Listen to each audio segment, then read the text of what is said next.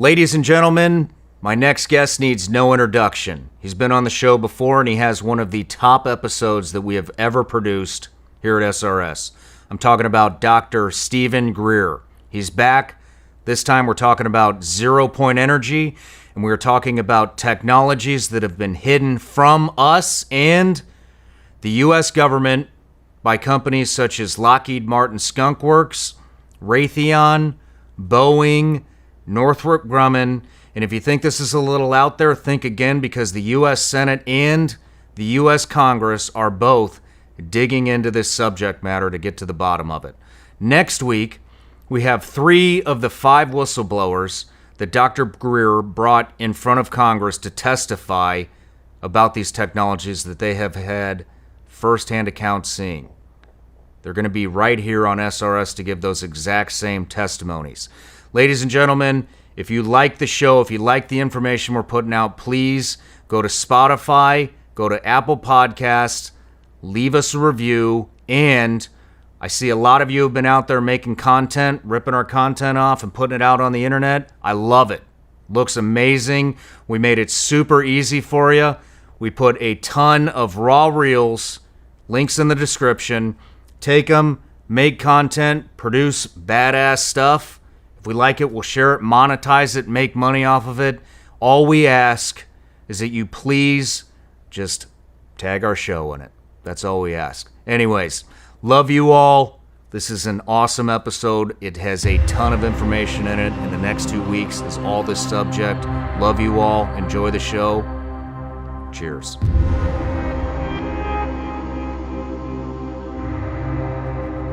Dr. Greer, welcome back to the Shawn Ryan Show. I'm glad to be here. It's always good to see you. We've been seeing a lot of each other. So I just got back from your Whistleblower conference and the premiere of your new documentary and the National Press Club event. A ton of good information came out of that, stuff that nobody's ever heard. Yep. Extremely well put together event, by the way. Oh, thank you. All volunteers. Was it really? 100% volunteers. Incredible event from start to finish. Me and my friend Carter, who was the one to connect us, we just had a fantastic time and learned so much. And so we got a lot to talk about today.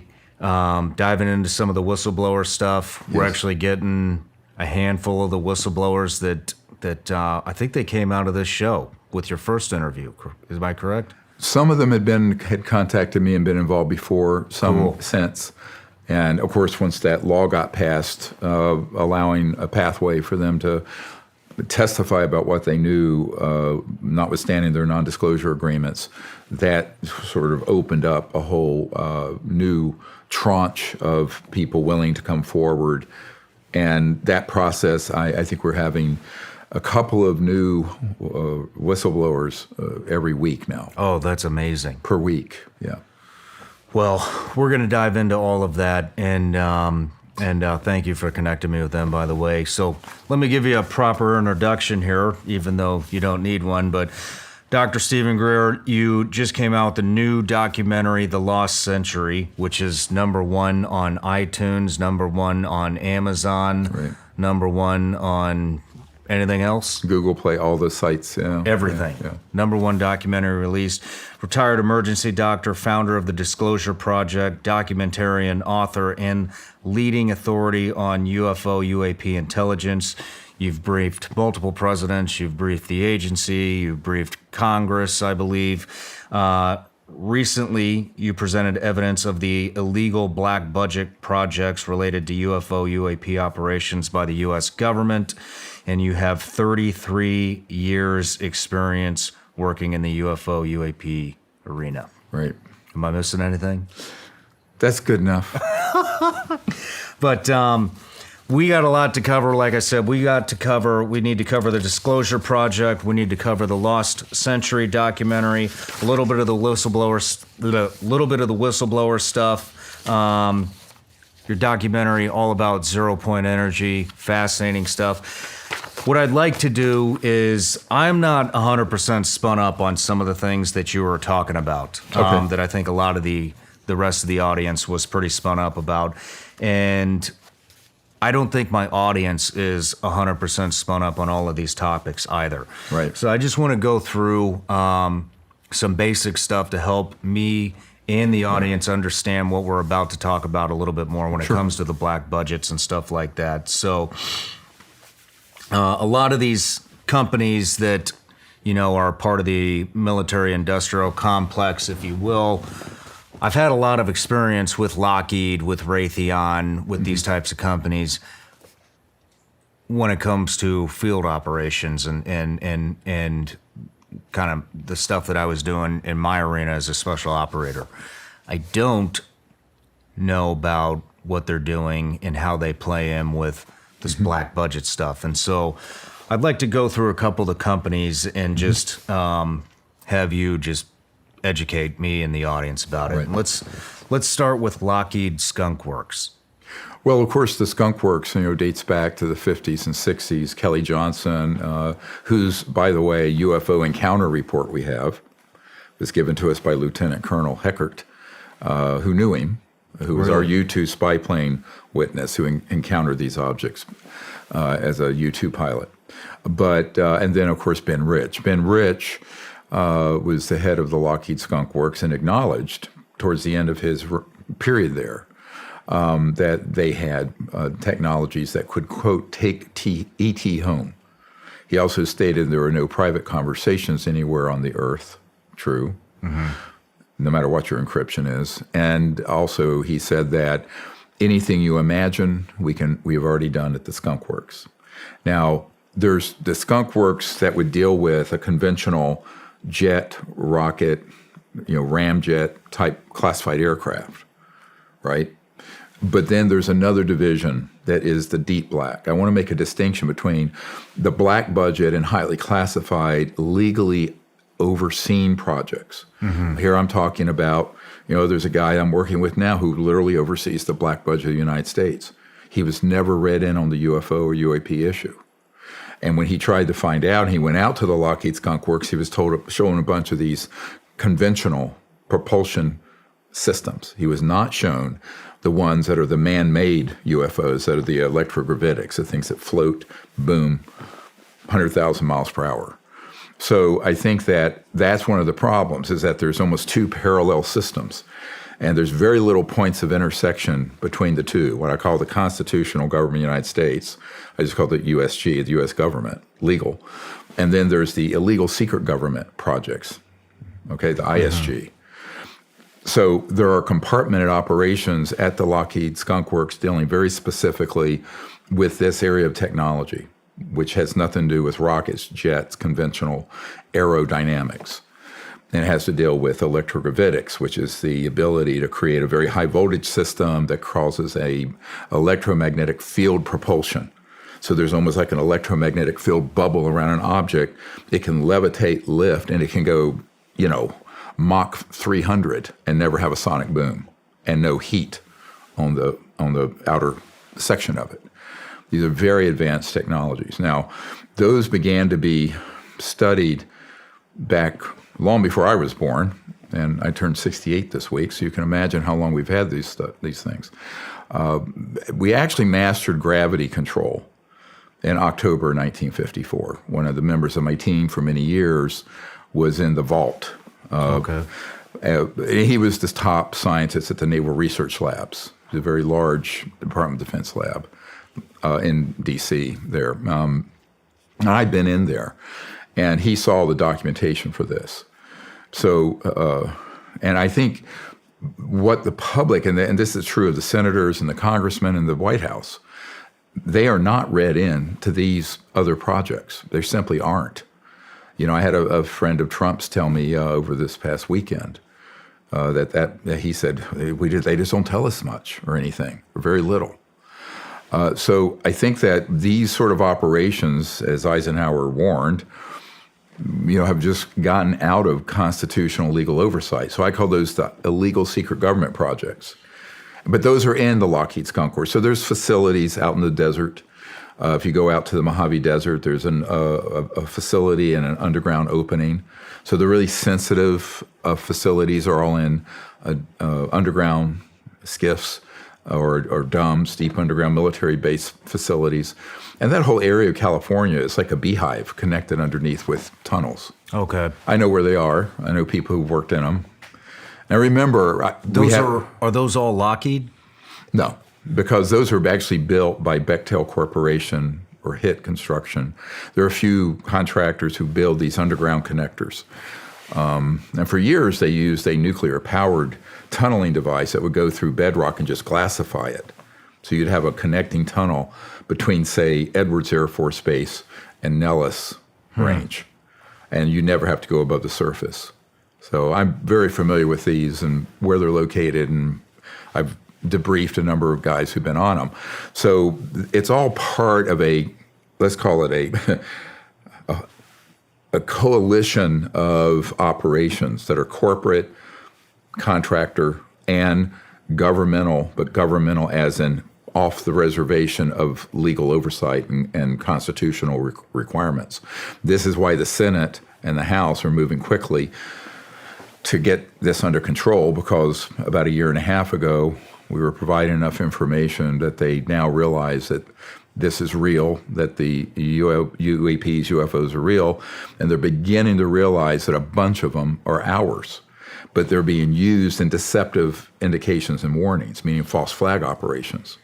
So this, of course, is the topic that I brought up to the head of the Defense Intelligence Agency, General Patrick Hughes, way back in the late 90s. I said, look, you guys are being completely zoomed and deceived by some of these objects you think might be extraterrestrial, but they're ours. So Lockheed has some of those. Let's talk about... Raytheon has a very, a certain type of them. Usually they're trapezoidal or triangular. My uncle worked for his whole career at Northrop Grumman. They have ones that are large, triangular, and other shapes. But so many of these objects that people think they see a UFO, well, it's a UFO to them because they don't know how to identify it. So one of the things we're doing is juxtaposing an interstellar vehicle, an extraterrestrial vehicle, with a man-made one, and what are the characteristics and differences? Because operationally and tactically, the Pentagon and the White House and Congress need to know this. Otherwise, they're sitting ducks to be deceived by all manner of nonsense. Who are the other players? So we got Lockheed, Skunk Works, we got Raytheon, we got Northrop Grumman. Is Boeing involved in this? Yes, there's a division of Boeing that absolutely is involved. General Motors has traditionally, and Ford, and General Electric for sure, and EG&G. EG&G is a major player in this space. As well as Raytheon and TRW. Booz Allen Hamilton has an aspect that deals with this problem. So are these, and then there was the construction company who's building these underground facilities. The Bechtel Corporation and HIT Construction. So are these companies competing with each other? They do get into competing bids. It's a very interesting story. One of my whistleblowers who's still too afraid to come forward, that I've dealt with for about 7 years, was 10 years in the Pentagon and worked in a very classified operation deep underneath the Pentagon. And he was read in across 18 of these unacknowledged SAPs, unacknowledged special access projects, dealing with this issue. And one of the things that happened there was a 3-star general that was brought into near Fort Sill, Oklahoma, at Lawton. And there was a skiff, an underground facility where we had downed an extraterrestrial vehicle. And this general brought an unauthorized person who was his girlfriend, who was a Booz Allen Hamilton executive, so that she could see what they were studying, so her group would get a leg up on the competing contract to study how those objects cloak or disappear and reappear. And he was actually CID, Criminal Investigative Division, after having been a mainline military. And I know the general's name. We have all this. It's been handed over to the investigators for the U.S. government. But he ended up being demoted a star, but he was never prosecuted because the Department of Justice was blocked from being able to gain access to what it was that he did, because the projects don't exist. I mean, gets into very complicated legal and SecOps, the security around these operations. But because of the extreme level of secrecy, the big problem with the public and the media is they think you're president, you're chair of this Senate committee and what have you, and that there's this vast conspiracy of these kind of people lying to the American public. It's the opposite. They're actually victims, most of them. Now, there are a few devils. I'll be quite blunt. I'm not going to name them. There are a few devils in the government, we know who they are, who are sort of embedded operatives to basically gaslight and deceive members of Congress or people in the White House or what have you. And because they have sort of an all-access pass, they can put themselves in positions of authority, but their authority is based on deceiving the constitutional leadership of the U.S. government. I know I am not the only one out there that struggles with sleep. I had a major problem sleeping. In fact, I didn't sleep much at all. I wake up in the middle of the night with a sore back, a sore neck, sweating, because for some reason I sleep hot. And then on top of that, when you do wake up in the morning, because you always get like that last 45 minutes before you know you got to wake up, right? And it's like the race against the clock to try to get a little bit of sleep. Then you get the sleep. Then you got to spend, at least I did, my first 45 minutes of the day stretching, wandering around the house in all kinds of weird positions just to try to loosen my back up so I can put my shoes on to go to work. Well, then I started going to mattress stores and you guys get it. You go to the mattress store and you get like 20 different sales pitches on why you need to buy the $6,000 mattress. Well, I had a friend tell me about this company, Helix Mattresses. So I went to the website. They got 20-something mattresses to choose from. They're all memory foam. They have cooling technology that keeps your body cool at night. That way you're not waking up sweating like I am. And the cool thing is they actually have a test. Don't worry, you're not going to fail it.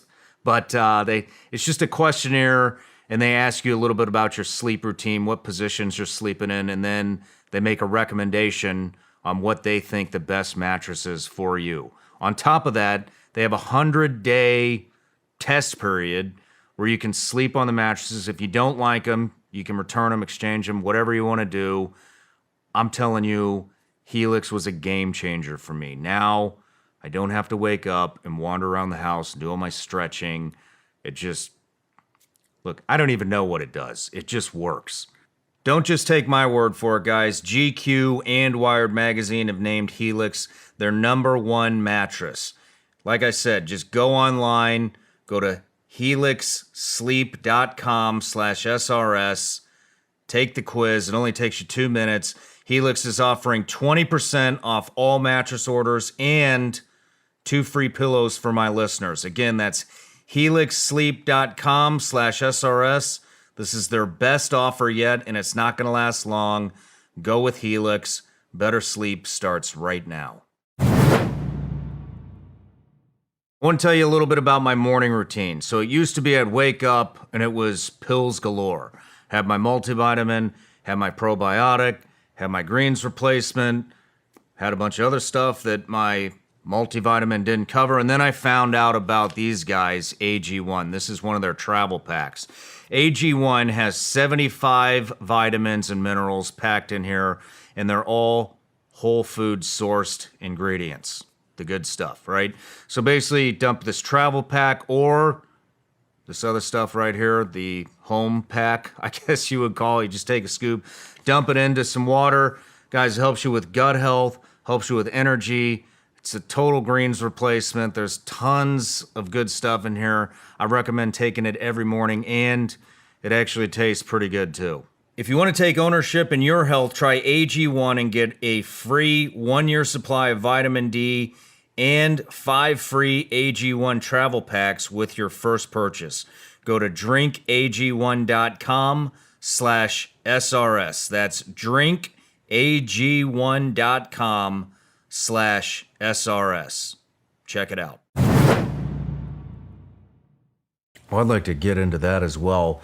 Back to Back to the military-industrial complex companies, Raytheon, Lockheed Martin, Skunk Works, all these.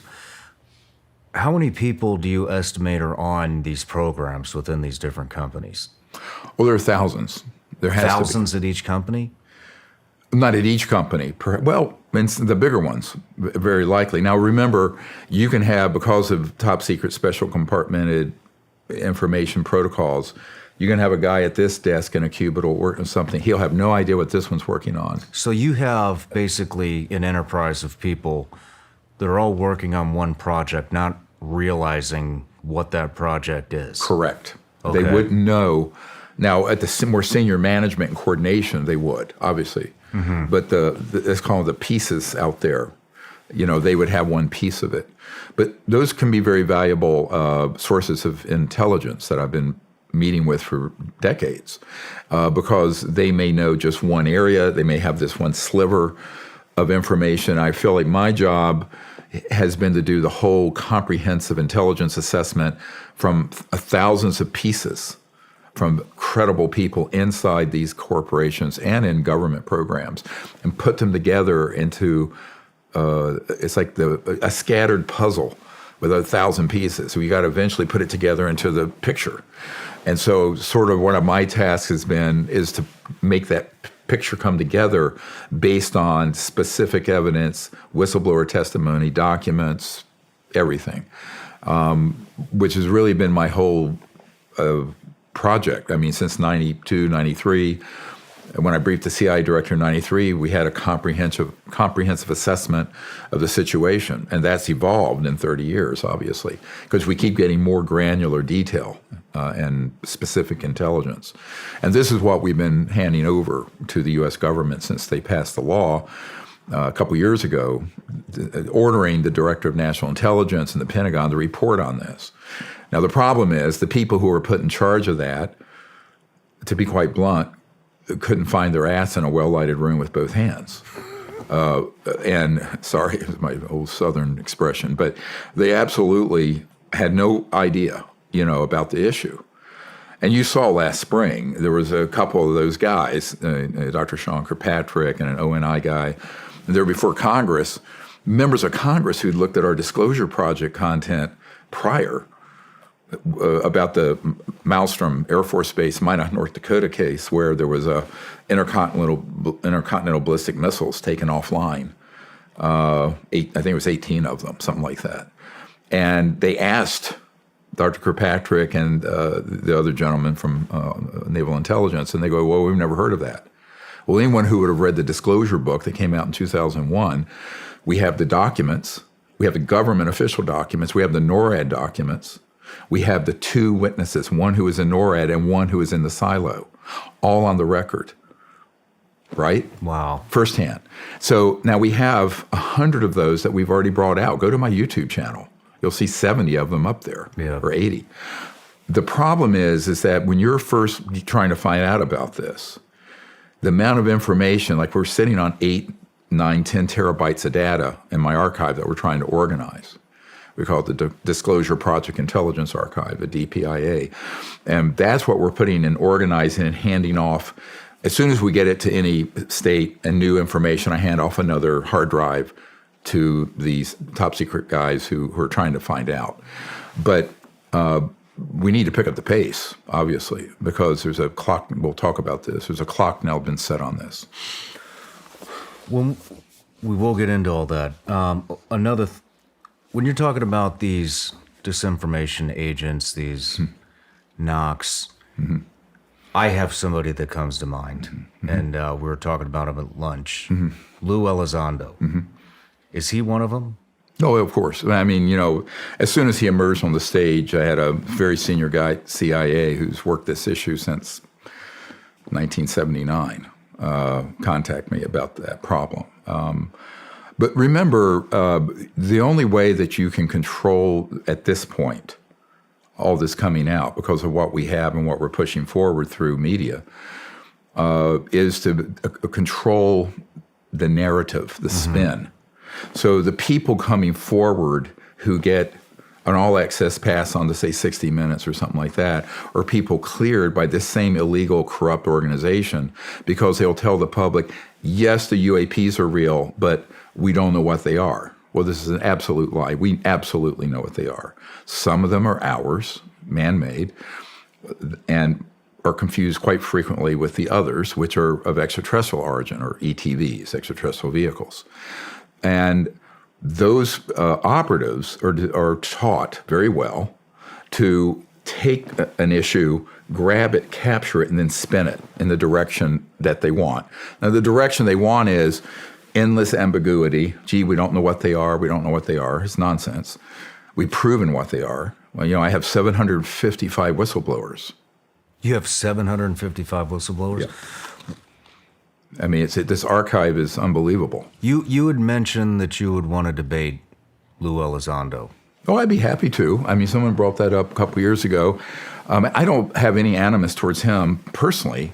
I just know what his role and function is because I was given a heads up on it as soon as he emerged out of the Pentagon and stood up his operation with this young guy I used to hang with, Tom DeLonge of Blink-182. He'd stay at my house in Virginia. But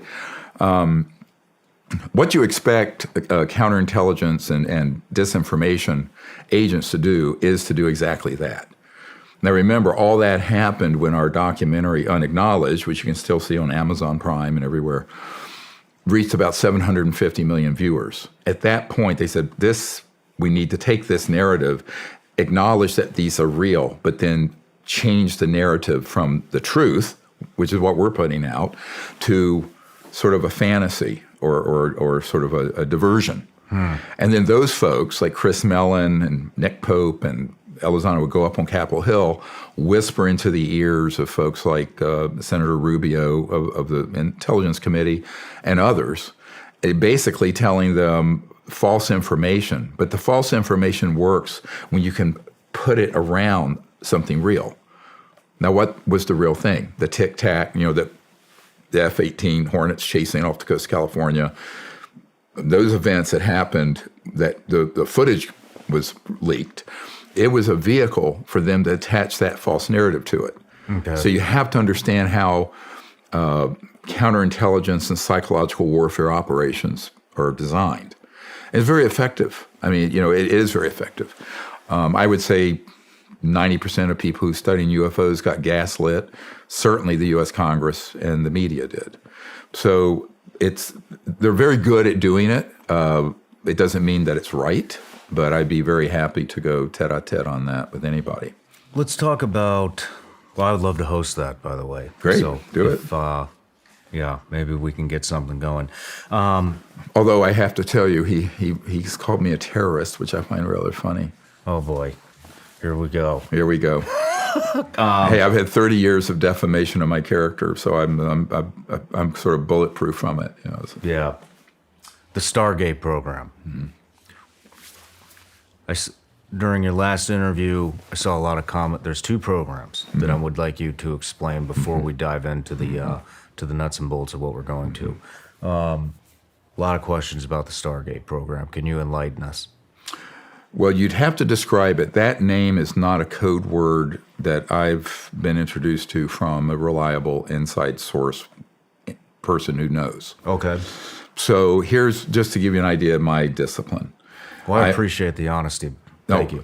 So if somebody has told me about an operation, whether it's a code word, code numbered, or just a general project that I know has the credentials and we know he was involved directly, firsthand, not second, third, fourth-hand gossip over the internet, then I will speak to that. But now, if you describe to me what people think Stargate is, I can comment on whether it's got any legitimacy. Well, from what I've read, people are saying that the Stargate program is doing some kind of experimentation with kids. Mm-hmm. Oh, well. I mean, it has a different name, but absolutely that's true. And as you know, Mr. Herrera, the Marine who was at our conference, who I think you'll be speaking with soon, he came across such an operation. He initially thought they were transporting in this man-made UFO drugs. They certainly had weapons, illegal weapons that they were distributing. But those crates that our forensic aerospace artist drew, or we had a knock who was there, who had been involved in an operation after that. And those were transporting children and women and certain men who had certain capabilities that would be used in experimental projects here and in other countries. It's a monstrous program. There's a man who lives right near here who was a CIA operative and was very young, was one of these victims of this. And he wants to come forward, but he's quite frightened. He's already signed affidavits about it. But there's a CIA black site 160 not far from Nashville that was involved in some of these operations, mostly drugs and drug running, but also trafficking. So it's a human trafficking operation. It's part of Stargate. Yeah, but you have to understand what it's for. It's not for, shits and giggles, excuse me. It's rather, I have to say, some of these projects, they're very disturbing. And I don't know how much people want to hear this, but they want to hear it. It will keep you awake at night. If you have children like I do. But they're used in very specific operations, and they're selected for certain capabilities, particularly psi capabilities. Okay. And those are used in projects that these illegal projects are running for the purpose of communication. So what's coming to my mind right now is remote viewing. Yes. Is that involved in this? But in a very high-tech way, technologically.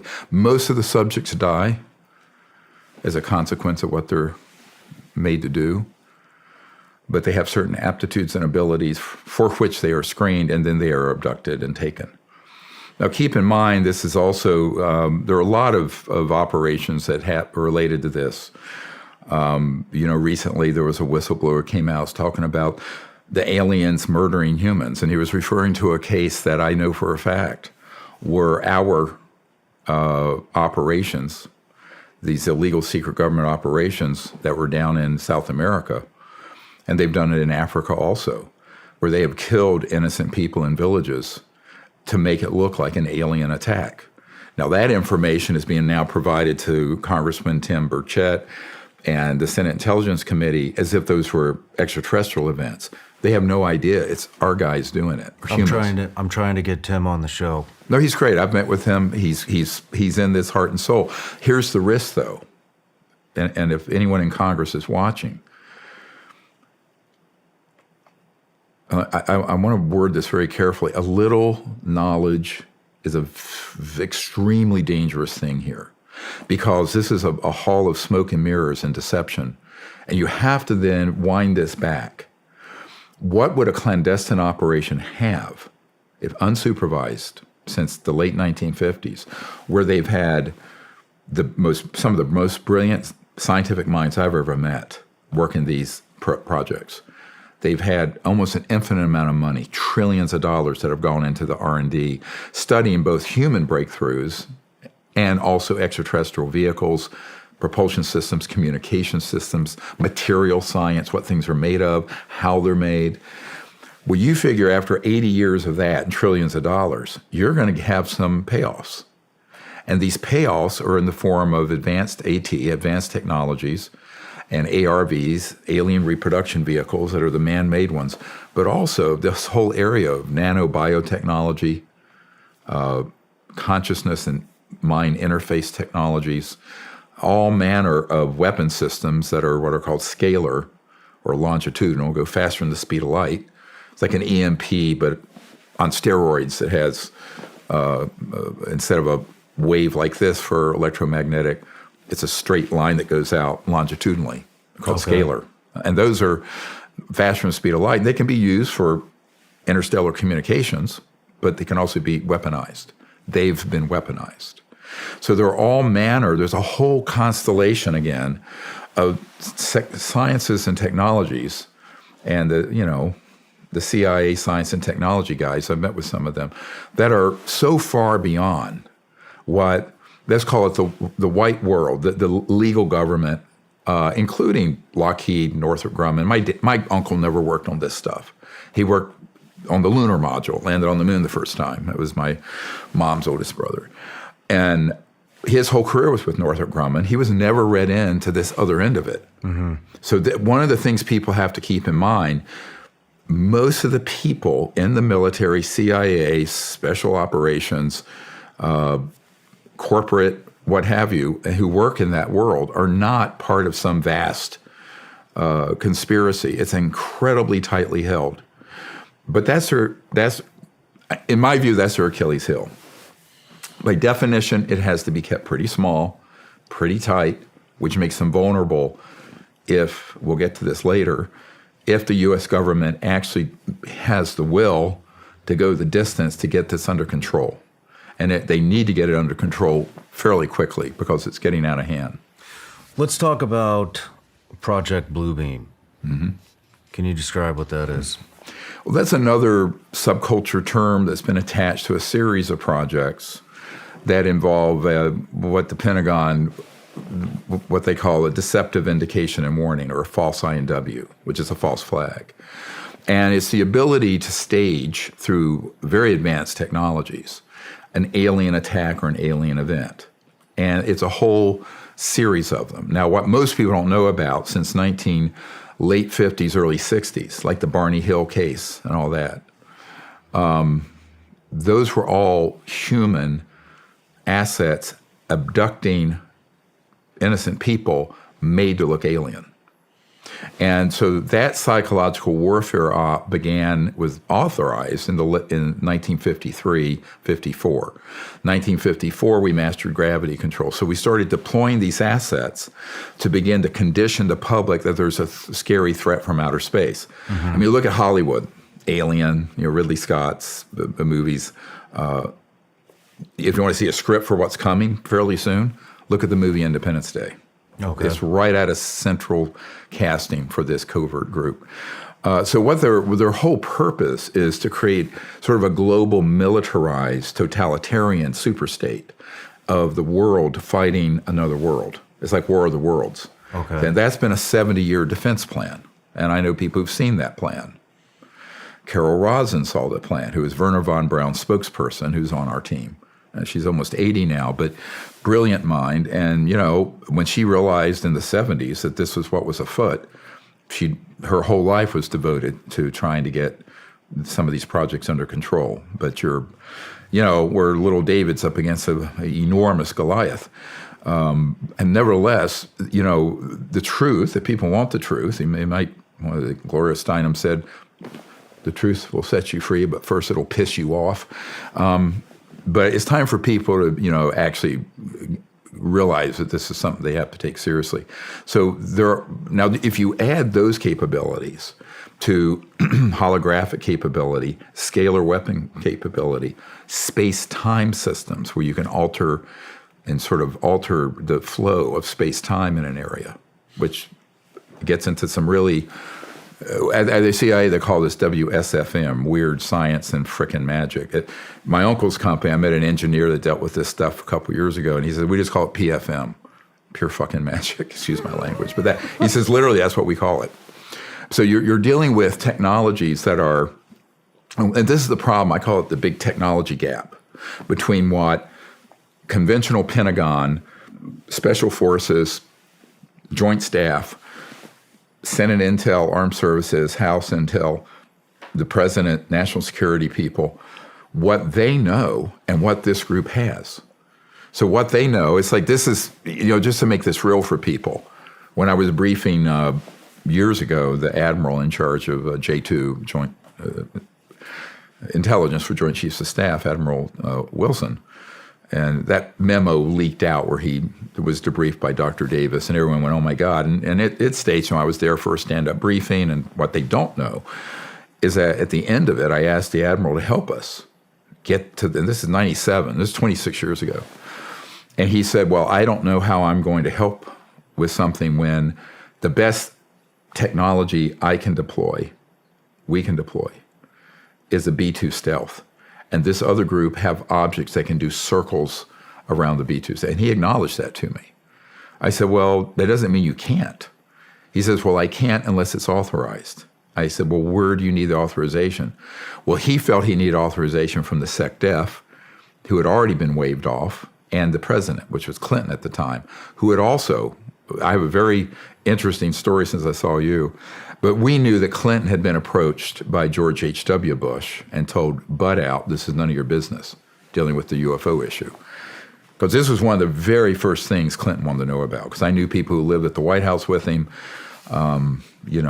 He was very keen on getting to the bottom of it, but the efforts he launched were torpedoed, and he eventually backed off of it. But, Interesting. Yeah, I know that whole story. It's an ugly story of corruption and power being abused. But he did initially want to really find out what was going on, and it was a sincere effort. And there was an entire special operation stood up around getting that.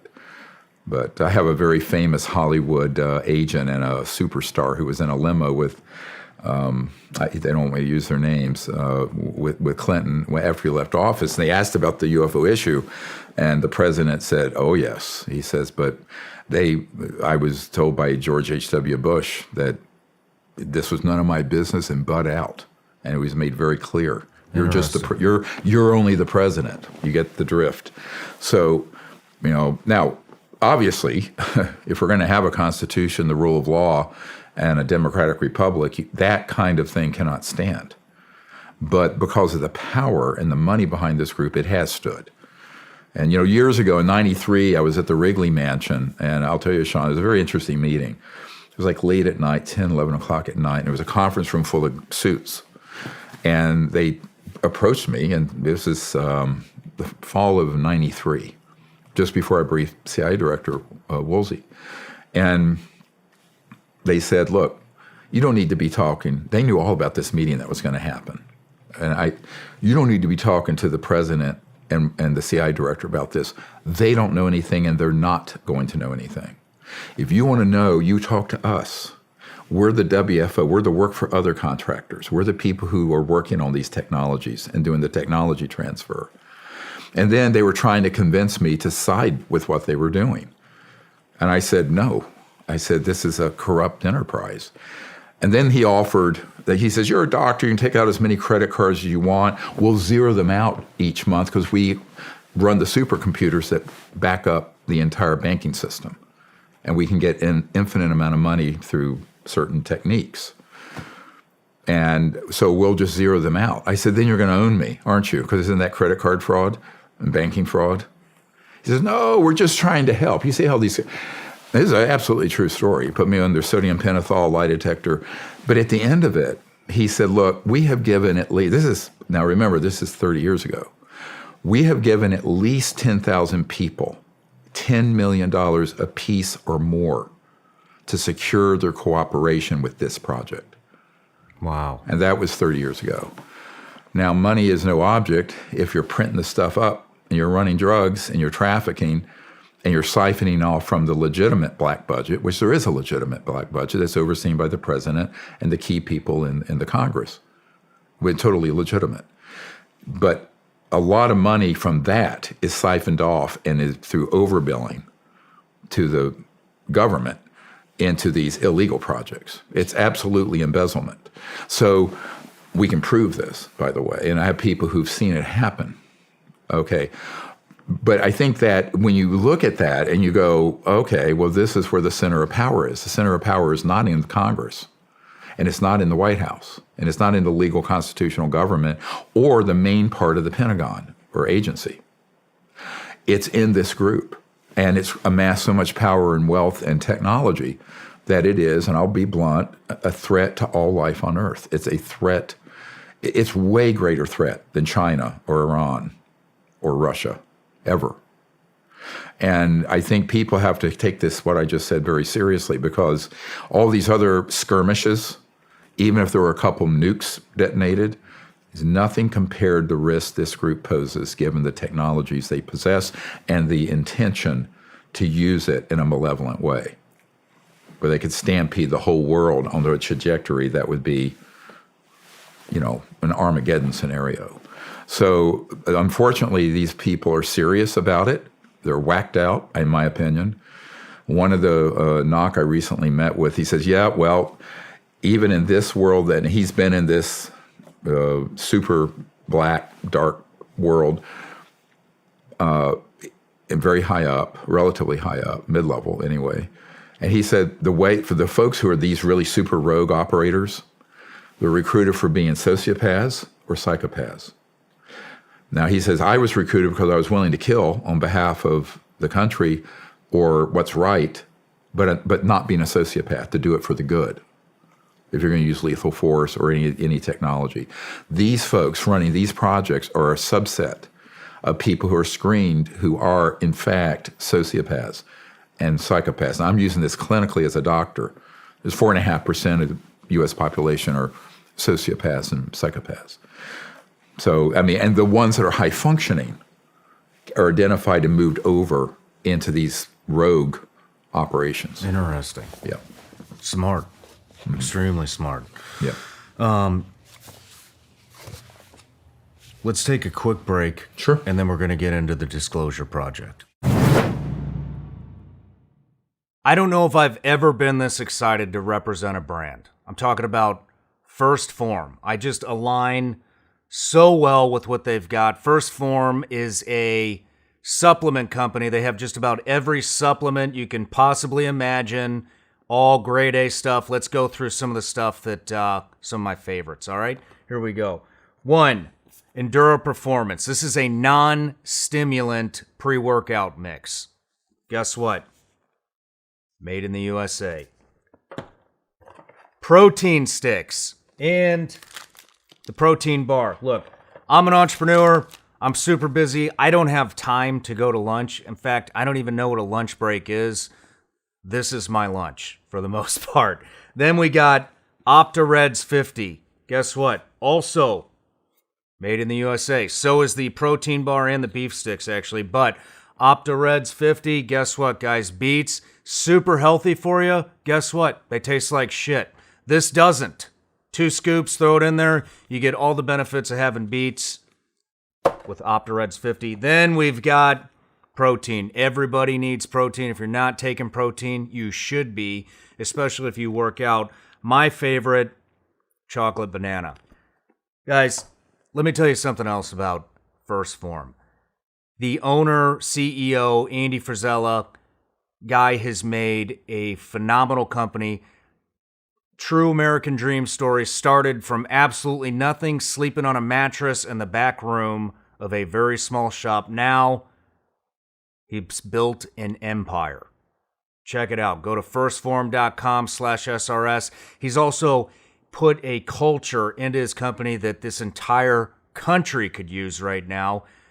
Gave me a ton of inspiration. I used to listen to his podcast, Real as Fuck, when I was building my first studio in the attic of my house 3.5 years ago, right when this show started. Can you believe that? Now I'm repping the brand. And if you haven't checked out their podcast, you might want to. Like I said, Real as Fuck. Check it out. I'm actually on there.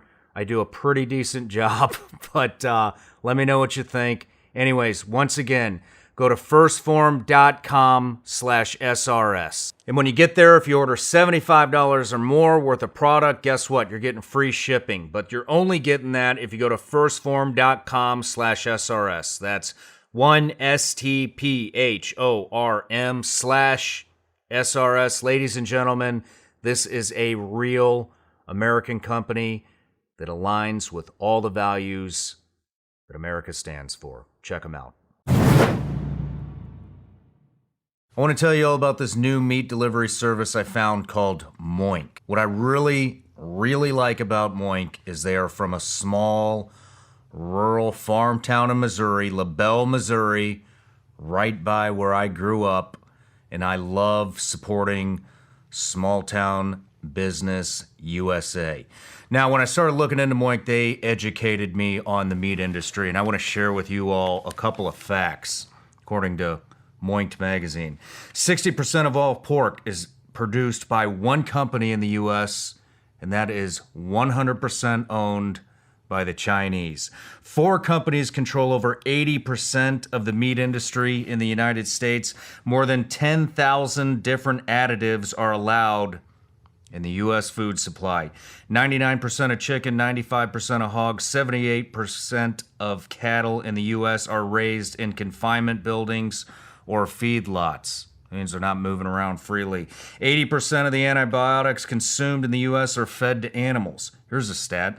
In 2016, 18.4 million pounds of antibiotics were sold for livestock. And that's what you're eating.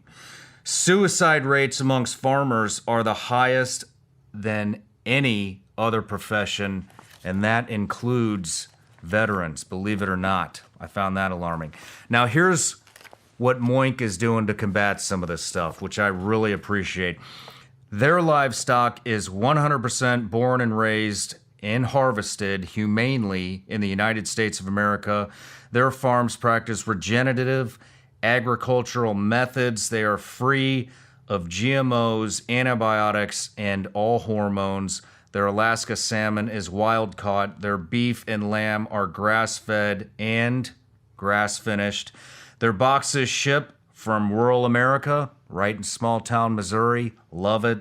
Their chicken and pork are pasture-raised. So, guys, check them out. Moink. Keep America farming going by signing up at moinkbox.com/SRS. Right now, listeners on this show get free bacon in your first box. It will be the best bacon you will ever taste, but it's only for a limited time. It's spelled Moink, MOINK, box.com/SRS. That's moinkbox.com/SRS. All right, Dr. Greer, we're back from the break. I forgot to give you a gift. Every time, the last time I forgot to do this too. It's okay. We just get to go. We get to go, and I get fascinated. Well, thank you. You're welcome. Oh, a gift bag for winning the contest for the whatever it is I've done. Thank you. You're welcome. So those in there, they got the Vigilance League gummy bears. Oh, good. Legal in all 50 states, believe it or not. And I got your hat too. But thank you. Let's move on. So. Oh, good. You're going to disguise me up now. So, I got a question from a friend of mine. I tried to connect you guys. I don't know if you guys connected or not, but my friend Chris Beck. And he just said an idea to run by you. Does this theory line up with UFO sightings? And then the question is it easier to see UFOs in grays in early hours, 1 hour before sunrise to an hour after sunrise? The ultraviolet of the sun is highest in these hours. To see reppies is hour before and hour after sunset because infrared is highest in these hours. Well, actually, it really depends on what modality they're operating in. So what that means is an interstellar vehicle. Now let's distinguish between the ones that we have versus the ones that are interstellar. They can phase in and out of this, say, 3D instantaneously. So you could have one right over your building right here. No sensor would pick it up because it's actually shifted, the frequency of it, out of linear space-time. So this is what I call trans-dimensional physics. And then in an instant, nanosecond, it could be 3D, or it could be something in between. So it's a little bit, if you've ever had a rheostat for a dimmer switch or something, you can make it brighter, dimmer, turn it all the way off. So those technologies allow for an object to be fully in 3D or shifted dimensionally, literally, out into another dimension and back. Now, these are not interdimensional, they're more transdimensional because their origins are another star system.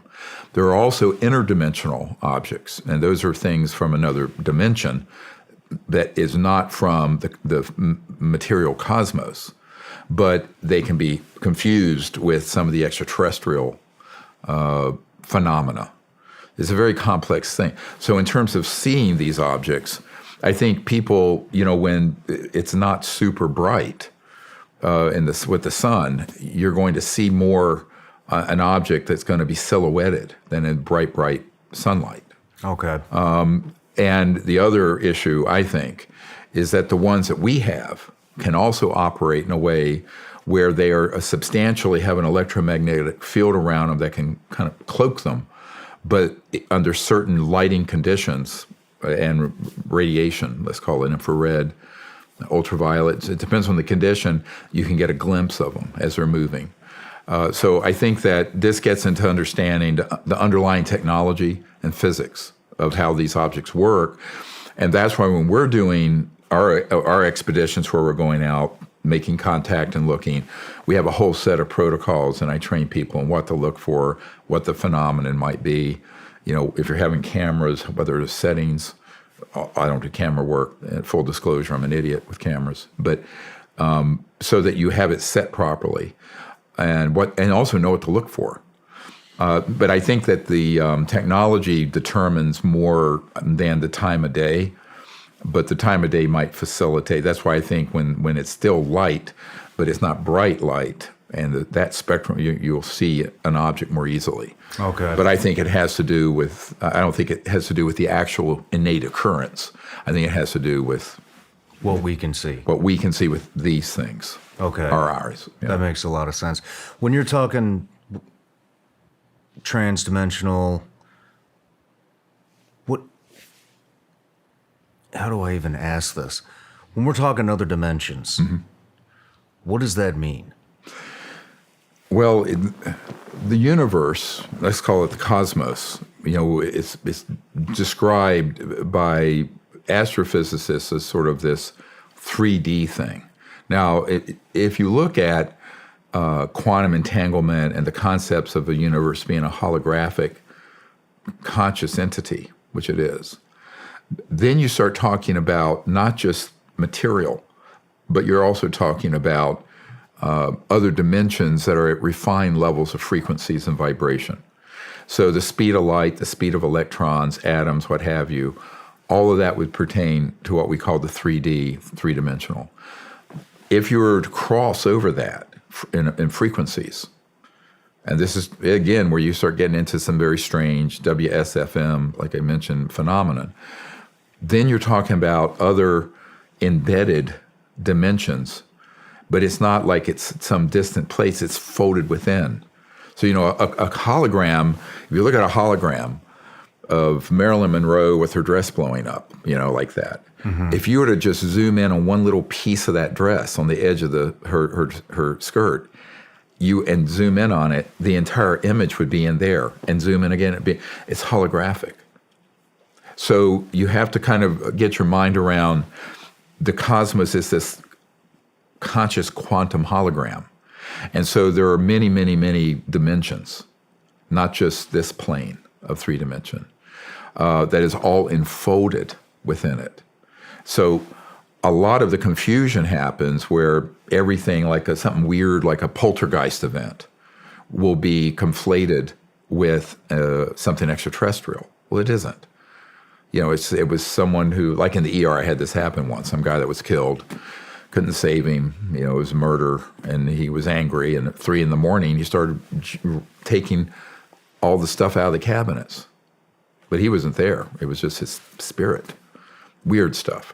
So that kind of phenomenon isn't extraterrestrial, it's interdimensional. You see what I'm saying? I do. Okay, so I'm trying to do some very kind of crude analogies, but the confusion comes in is that if you're an interstellar capable civilization, which means you're going from point A in the cosmos to here, B, it's like if this were a piece of paper, you're not going a straight line across the paper, you're folding the paper, being space-time. Okay. And so these 2 points are here. I'm enlightened now. And so, but in the process of doing that, this sort of bending and altering space-time, you then bump up against and cross these other dimensions. And this is sort of the intersection between what some people call metaphysics and physics, or the conscious worlds and the worlds of light, if you will, the mystics would call astral, and extraterrestrial technologies. And it's a very interesting intersection. I find that the most interesting part of this whole subject, but it quickly, you have to be, you go in the crazy town way too quickly with a lot of people out there who don't know enough to talk about it intelligently, in my opinion. But it's also dangerous, and here's why it's dangerous. Those capabilities can be technologically stimulated to occur. It's like the Skinwalker Ranch. After a certain cell of this covert group got hold of that thing, they started setting up phenomena there. It was absolutely man-made, high-end electronics, but interdimensional. It's like the show Stranger Things. I've never seen it, but that's based on some weird stuff that went on at Montauk on eastern Long Island, the Montauk projects. And we know what those are. I know guys who've been in laboratories where they have a toroid or one of these devices, and suddenly they're pulling in spooky-looking creatures that look like they came out of the ninth ring of hell, and they literally become 3D and are running around the lab. Weird stuff. All right, so the high end of the WSFM is this sort of thing. But that can be used in a deceptive indication and warning. It can be used in a way that everyone on planet Earth would think that it's alien, and it isn't. I see what you mean. Okay, so this is the real danger in all of this not being disclosed and known, particularly by policymakers and the government and Pentagon and all these folks, is that they're going to be so easily gaslit and deceived by people presenting all kinds of phenomena, plural, as extraterrestrial when it isn't. Because they have mastered the ability of this, what's called stagecraft. That's literally what it's called in some circles. And this gets back to this whole question of Project Bluebeam, where they could stage. But what their capabilities are way beyond what most people think they are.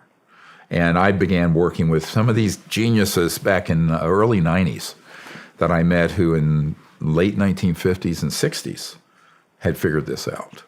So the electronics and the very high-end electromagnetic field systems that can do this were unpacked pretty well by between 1955 and 1965, in that a decade.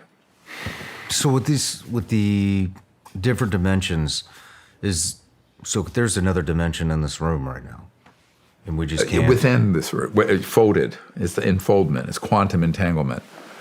So, what Einstein called the spooky effect, where the same particle be in two places at once. Mm-hmm. But visualize that at every point in space and time, at this level of quantum entanglement, you have access to any other point in space and time, but also these other dimensions, up to and including the most rarefied, what some people would call the conscious being, the unbounded consciousness.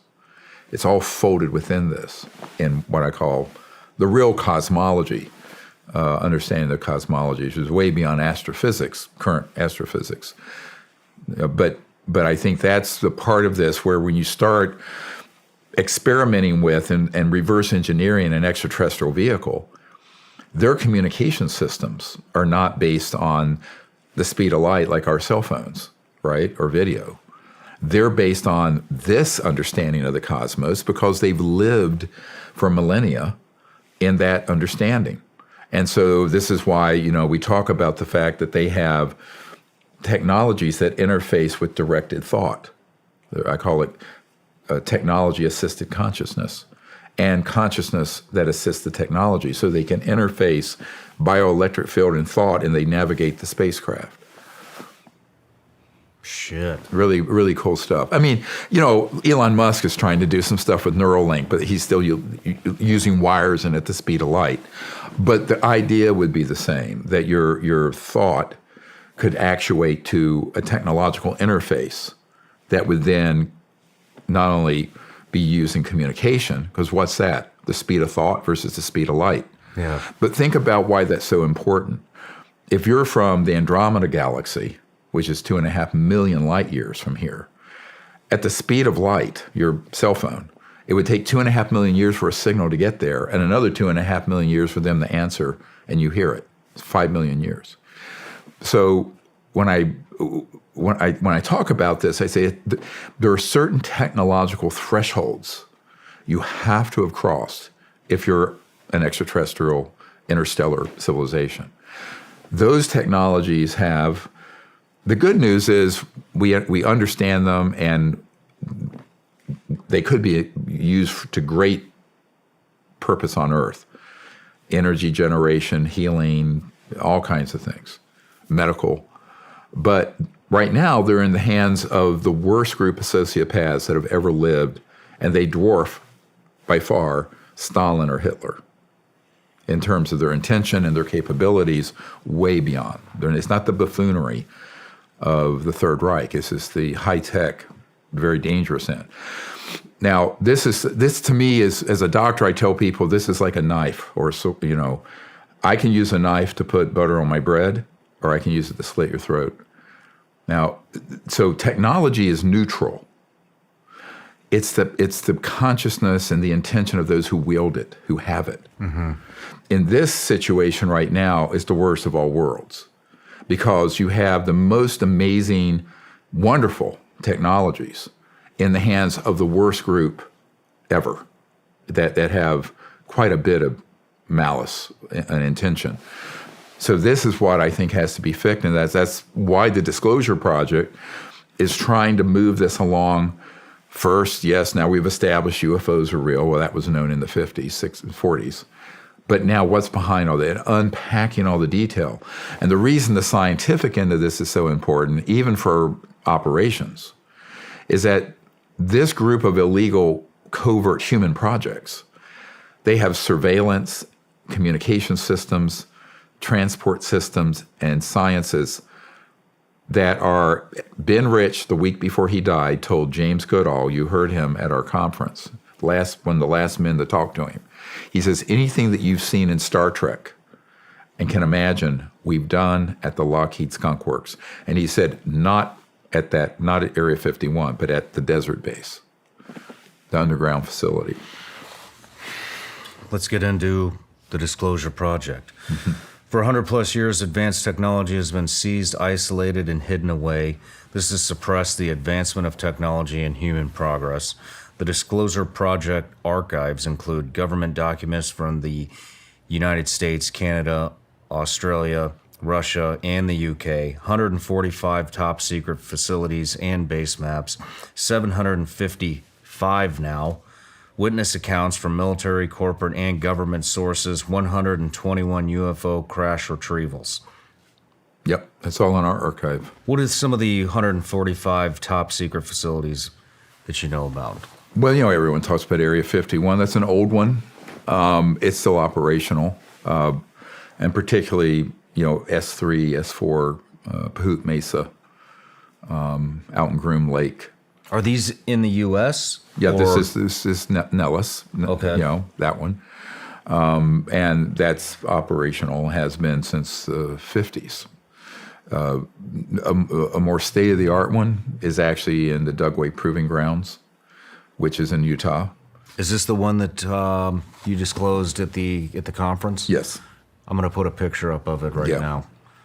And so that facility, there's something called the Avery sector, Avery, where there are these assets. There's an extraterrestrial vehicle that was being studied there when one of our witnesses, I think he was there in 2009, when that object had been downed. They're downed by these electromagnetic pulse weapons because the ET craft are completely electromagnetic. So, a kinetic weapon would not be so effective, missile or a laser. But an electromagnetic pulse or scalar weapon stuns them and they'll come down. Sometimes they crash, sometimes they're intact. If they're intact, then you have the whole thing to study. And that's where this man was in a facility where they had an entire intact one. And then, there's a vast underground facility there. So they're downing these aircraft with basically a directed EMP weapon. Yes, but are more sophisticated than the legal constitutional government would know about, because you're going to add to normal EMP, let's call it a supercharged part of it that's scalar, what I mentioned before, where it's a point that goes out longitudinally without the waveform. Okay. So that's why, light propagates at 186,000 miles every second. These are not limited that way because it's a point that goes out straight line. See what I'm saying? Yes. So now you're exceeding the speed of light. It's essentially teleportation. That's different. We'll get into that if you want to. But no, I'm talking about just a type of energy weapon. Mm-hmm. But it can also be used for communication. And I think in the old days, in the early 20th century, mid 20th century, there were people who stumbled across. And Tesla wrote about scalar waves. So hold on. Can be used for other. This isn't a point A to point B line. It's not linear. It's not a linear weapon. If I shoot a gun, the bullet goes. You can see it, right? And if I shot a laser, you could see it. Travel from point A to point B. Are you saying that these weapons do not? Well, they go from point A to point B, but bypassing linear space-time, meaning they're in the entangled quantum. Okay. So quantum entanglement basically is where every point in space and time is connected through what's called quantum entanglement. Mm-hmm. So when you have a quantum scalar weapon, then you're able to target an object at multiples of the speed of light. And those weapons they're very dangerous because one of the things we have to be careful of is while these civilizations that are extraterrestrial are, to me, they're the equivalent of Gandhi, that they haven't struck back at all. But I'll be honest with you, the more these weapons get perfected and you get into multiple generations of them, the more humans are a risk to other planets. If you watch this show at all, you know I am a very big proponent when it comes to psychedelic therapy. I had my own journey. It's helped me in more ways than I can even begin to describe in one sitting. And I found this new company called Mind Bloom. Let me tell you about it. There's no quick fix for anxiety and depression. It's not finding a new therapist or starting an exercise routine. Not more and regular meditation or a better diet. Sometimes you need something to unlock your brain, a new way of thinking and seeing the world. Maybe that thing is guided ketamine therapy from Mind Bloom. But there's a new tool to improve your mental health, at-home ketamine therapy. Mind Bloom is a leader in at-home ketamine therapy, having helped thousands of people overcome their anxiety and depression. Unlike traditional talk therapy, ketamine can work quickly and doesn't have the unpleasant side effect of traditional antidepressants. In a study of over 1,200 clients, 89% have found improvement in anxiety and depression in just 2 sessions. Right now, Mind Bloom is offering our listeners $100 off your first 6-session program when you sign up at mindbloom.com/SRS. and use the promo code SRS. Take the first step and break free from your anxiety and depression with Mind Bloom. That's mindbloom.com/SRS. Use the promo code SRS. I want to give a big thank you out right now to all the Vigilance Elite patrons out there that are watching the show right now. Just want to say thank you guys. You are our top supporters and you're what makes this show actually happen. If you're not on Vigilance Elite Patreon, I want to tell you a little bit about what's going on in there.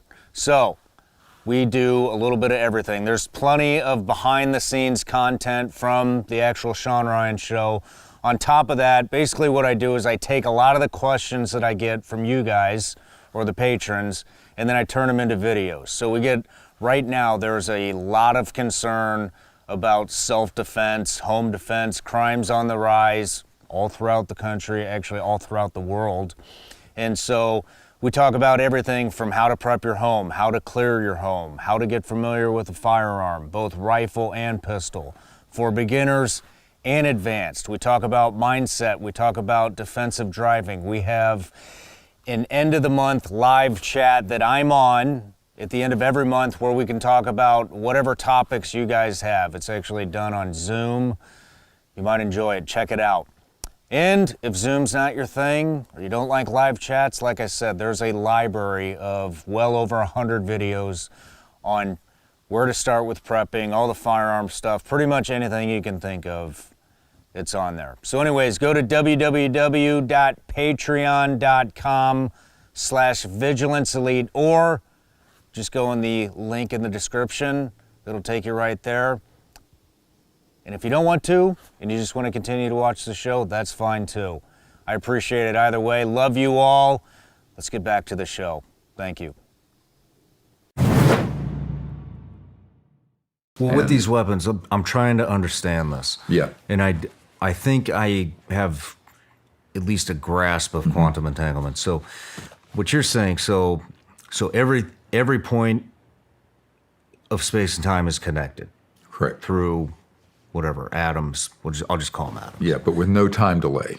And so if I was to use one of these energy weapons, let's just say from me to you, 6 feet apart, and I use this energy weapon at the exact same time to an object that's 75,000 miles away. It'd be the same time interval. It would be... Take the same amount of time. It would be the exact same amount of time. Right. Okay, that's what I thought. So how does that differentiate from teleportation? Teleportation is actually the movement of an object from point to A to B. Okay. Okay, not just the energy. So you take this bottle and you do it that way. Okay. So it's in the same sort of, again, category of transdimensional physics and advanced physics and technologies. And the real action is in the electromagnetic and magnetic spin, all of that. And so the people who understand this that I've met with who've worked on these technologies and have had them in their labs, and I've been in some of these labs, is a fascinating technology. And if it was used for something good, I mean, we'd have a whole new planet here. I mean, it'd be phenomenal, beautiful. Wow. Well, that's what The Lost Century, the documentary that we just released, is all about 100 years of these sort of technologies that have been sequestered and confiscated, and how, if they were disclosed, we would have a civilization well within your baby's lifetime. Before he's in high school, we'd have a world with no pollution, no poverty, and no energy issues in terms of energy shortage, because you'd be pulling energy out of the fabric of space-time and the so-called zero point or quantum vacuum from this quantum level. And that's what Tesla stumbled across. I mean, he didn't call it that because the physics of it weren't fully elaborated, but he saw the effect of it. We're going to get into that. We're going to get into the documentary. For now, back to the underground facility. That's a big one at Dugway. It's what this gentleman firsthand had not been in it. He has the name of a scientist, senior scientist, U.S. government, that was at the Dugway facility, and he said that the complex that's underground goes out. It's about 1,300 square miles, not acres, miles. 1,300 square miles. Yeah. What's in there? All this stuff, the technologies, the craft, operations. We know that I had a man who was out there who had special night vision. He was special operations and embedded, but he was a scientist. And he was out there, and wee hours, there were these massive triangular objects, silent, launching from that area, but underground, and would come out over the range. No lights on them, totally, fully operational. And, those are one category of the man-made advanced technology platforms, or alien reproduction vehicles, some people call them. There are quite a few out there at Dugway. These government documents from the U.S., Canada, Australia, Russia, and the U.K., what are some of those documents? Oh, they run the whole gamut. For example, I have a document, wasn't declassified, but it was provided to me by a source from Area 51, Nellis, and it lists, as of the early 90s, I got it in the 90s, all the code numbers and code names that were on a security alert because there were a group of civilians who were trying to spy on the range, where they had to shut everything down because it was a large group. And it was a security alert, but it was an NRO document, National Reconnaissance Office document. And it had key names on it. It had MAGI on it, the Majority Joint Intelligence Committee, or MAGIC. It had Cosmic Ops on it, Royal Ops. It had Blackjack Control on it.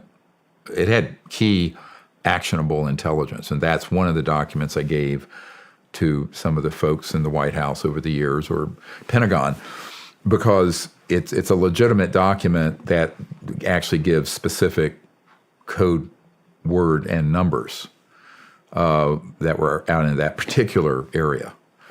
And it's still there. I mean, it's not like you pick up an asset like that and move it to where. So we know where they are. And that's why our 145 facilities, I've just learned of a new one that we'll be putting on that map soon. It's supposed to be taken there. Where's this? I can't say where, but right now. Can we put the map up? Yes, and you put the map up, you'll see many of them are places people know. They know Edwards Air Force Base, but where? Where do you go to at the Nellis Range? It's a huge range, Air Force Base. And then the Nevada test site, which is where we tested nuclear weapons, going north. But out there's some very key assets. And there's a Delta Force helo base out there that's used for retrieving extraterrestrial vehicles and retrieving downed, accidentally crashed man-made ones that malfunction. So we have a man on our team who was on a retrieval operation initially for conventional aircraft, jets, for their classified components. And then he got read into an operation retrieving the man-made ones, which blew his mind, the Raytheon and Northrop ones. Then he got read into the ones that are, he was on one operation where we stunned one of these extraterrestrial vehicles. This is one I showed at the event. And it didn't crash. It got stunned and landed out there on the range, the Nevada test range. And they were moved in helos to retrieve it. And that interesting account of that, it began to come back to life. And an opening came out of it, and it looked like a fruit roll-up came down. And a couple of extraterrestrials emerged that he literally was in 3 or 4 feet of them. We have the drawing of them, of what they look like.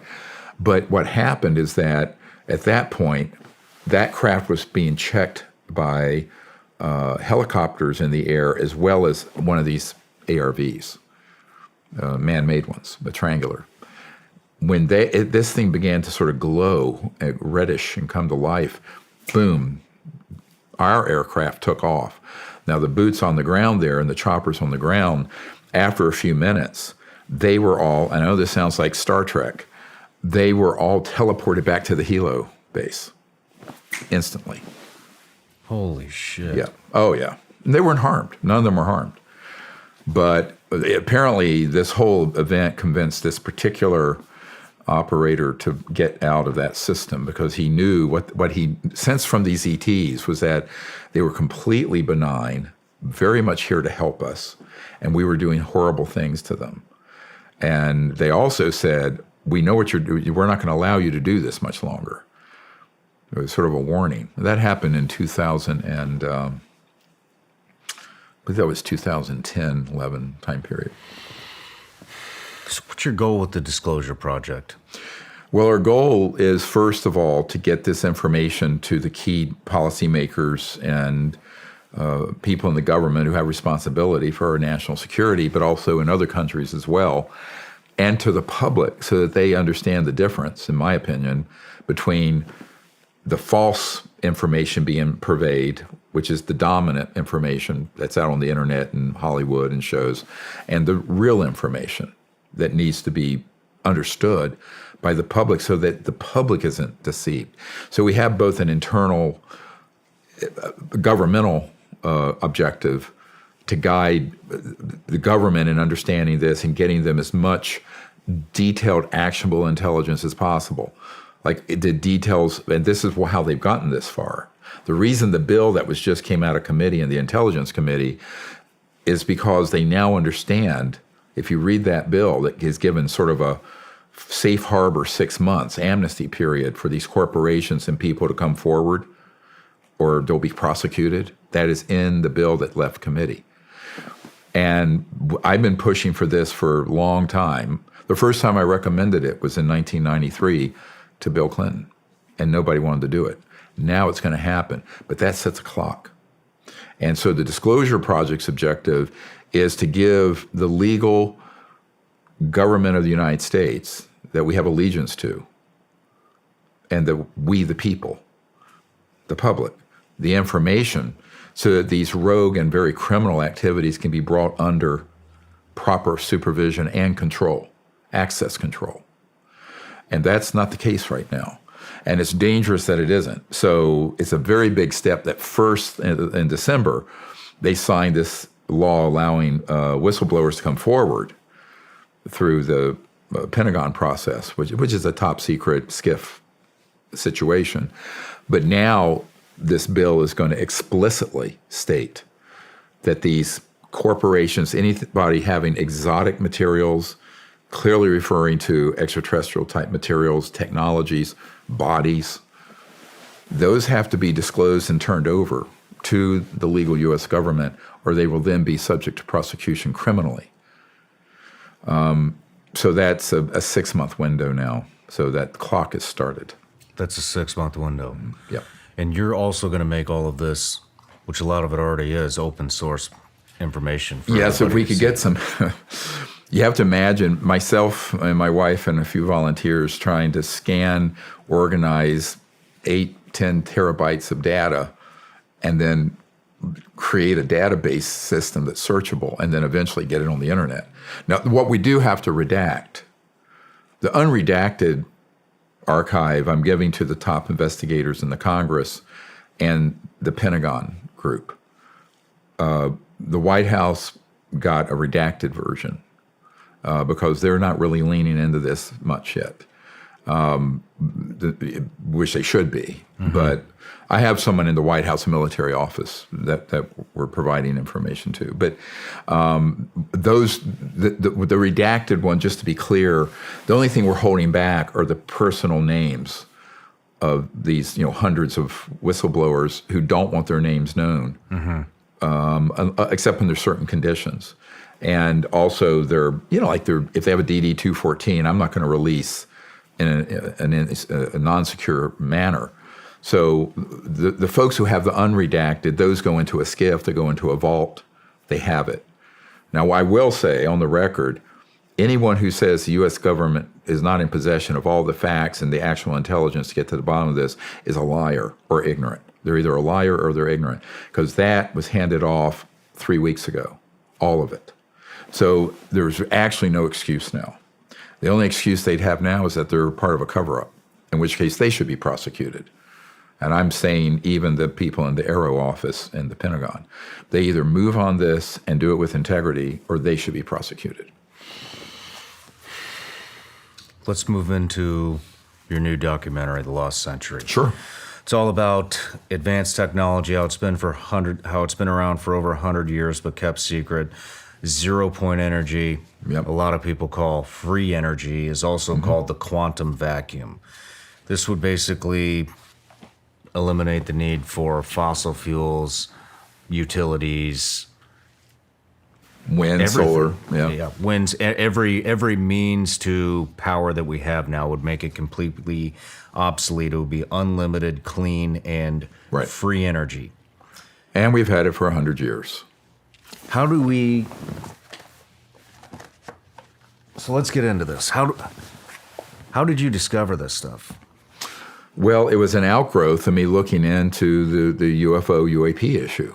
Because once you realize these objects are real, three-dimensional, the very first question, actually, when I go up to Capitol Hill or someplace, I'll put up the footage that the Pentagon said, this is a real 3D object, infrared sensors, no heat, no jets, no rockets, and certainly no nuclear power plant on it, because, those things are hot, right? Mm-hmm. There have been nuclear-powered aircraft and satellites. But I said, how is that moving at those speeds and then straight up against gravity. This is the alternative energy and propulsion systems. So I always tell people, forget all the mythology and everything. It's an alternative energy system. Now, it's a very advanced one because it also flies. Now, to be really clear, I am not advocating the release of the things that fly yet. Why? It's a missile delivery system. So you don't really want to open source an electrogravitic anti-gravity system that allows terrorists in Mogadishu to get a dirty bomb over downtown D.C. in 2 or 3 seconds, right? No. Now, but the things that would sit at your house, like your heat pump, all right, or in the hood of your car, that would run your car or your factory or your business or your home, those devices that are not things that fly, those are just pulling energy from the fabric of space-time around it. And physicists have estimated that the volume of space in a coffee mug has enough potential energy to boil off all the oceans of the world. Is that much latent energy. So tapping into it to run the entire United States, the whole world, be like taking a thimble of water out of the Great Lakes. So it is what, Tesla called it the infinite energy field. And it began to be discovered, if you look at it, all the way back. But as soon as you step into the reality, the three-dimensional reality of these UAPs and UFOs, you immediately begin talking to people, and this is what happened to me in the early 90s, to people who know the physics of the energy systems, because these things are not using oil, gas, coal, nuclear, what have you. So it's a natural extension of the problem. And I point out to people, one of the central reasons for the secrecy that got out of control under Eisenhower's last 4 years as president was because once they realized how this works, they realized, the big industrialists and financial and global moneyed people, banking, this would be the end of that entire sector of the macroeconomic system. Well, that would have been great if it had been transitioned before I was born in 1955, because look at the world we have now.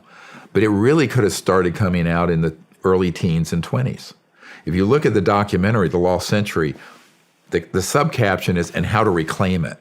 We talk about how we need to come together as a people and develop these energy generation systems and open source them, meaning that it's no patent, no intellectual property held back at the first level of this, because the patent office will seize it.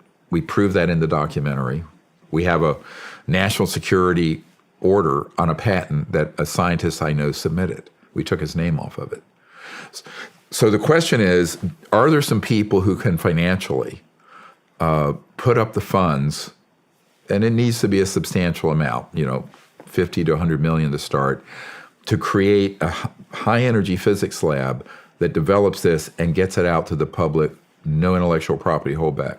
Or if there was that much funds available, we could go to some of these scientists who probably have these and say, look, we want to just acquire this. Here's $10 million, now go and relax. Let us move this out to the public. You can't do it. Most of these engineers and scientists and inventors think they're going to do it the way they do a new software program.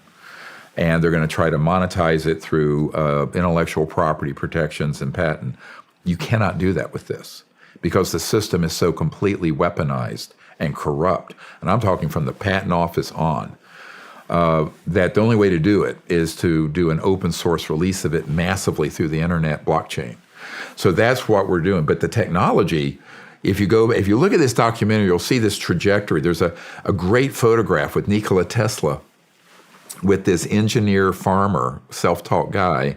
I believe it was 1908 or 1902, the caption. And this guy had like an earth battery. He had some metallic stakes and wires in the ground. He was pulling resonant energy. He was running his farm. Wow. Even my father, I wasn't alive. He was born in 1916. This was before my dad, who was hand-to-hand combat in World War II with the Japanese amphibious landing unit. But I'm going, what the heck? We have our planet. Half the planet's population doesn't have indoor plumbing.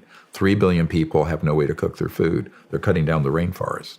3 billion. The biosphere, even if you don't think climate change is real, 5 million people die from breathing particulate matter, soot, all over the world from this noxious stuff we keep burning. Yeah. So we need to take care of our creation, the earth, and our future. And it isn't going to happen with a windmill and a solar panel. Believe me, no way you're going to run 8 billion people off of those technologies. We're going to have innovative, high-tech solutions to the energy and environmental and poverty problems. I mean, look, I just want to backtrack on that real quick. When you're talking about people dying from inhaling these particles and these chemicals and shit, I mean, this unfortunately is a touchy subject. The pollution and climate change and all this shit. But what I can attest to that is 100% fact is what you just said, because I've been to these parts of the world. Yeah, I've spent over a decade in these parts of the world, and you see all these veterans coming home dying of weird cancers from shit that they breathed in overseas. Yep.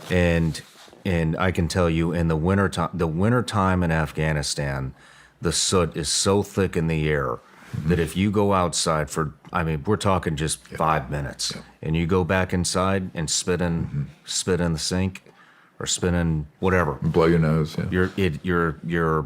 you're going to spit gray. Right. But those fine particles get into your lungs and then your circulatory and heart and cause a huge number of problems. Not just cancers, but I'm talking heart, lung disease. So why are we doing that when these technologies have existed? Now, this same corrupt organization, because it doesn't just deal with one issue, have been responsible for basically hoovering up, vacuuming up all these technologies for 100 years. I know people personally who have been murdered because they had one.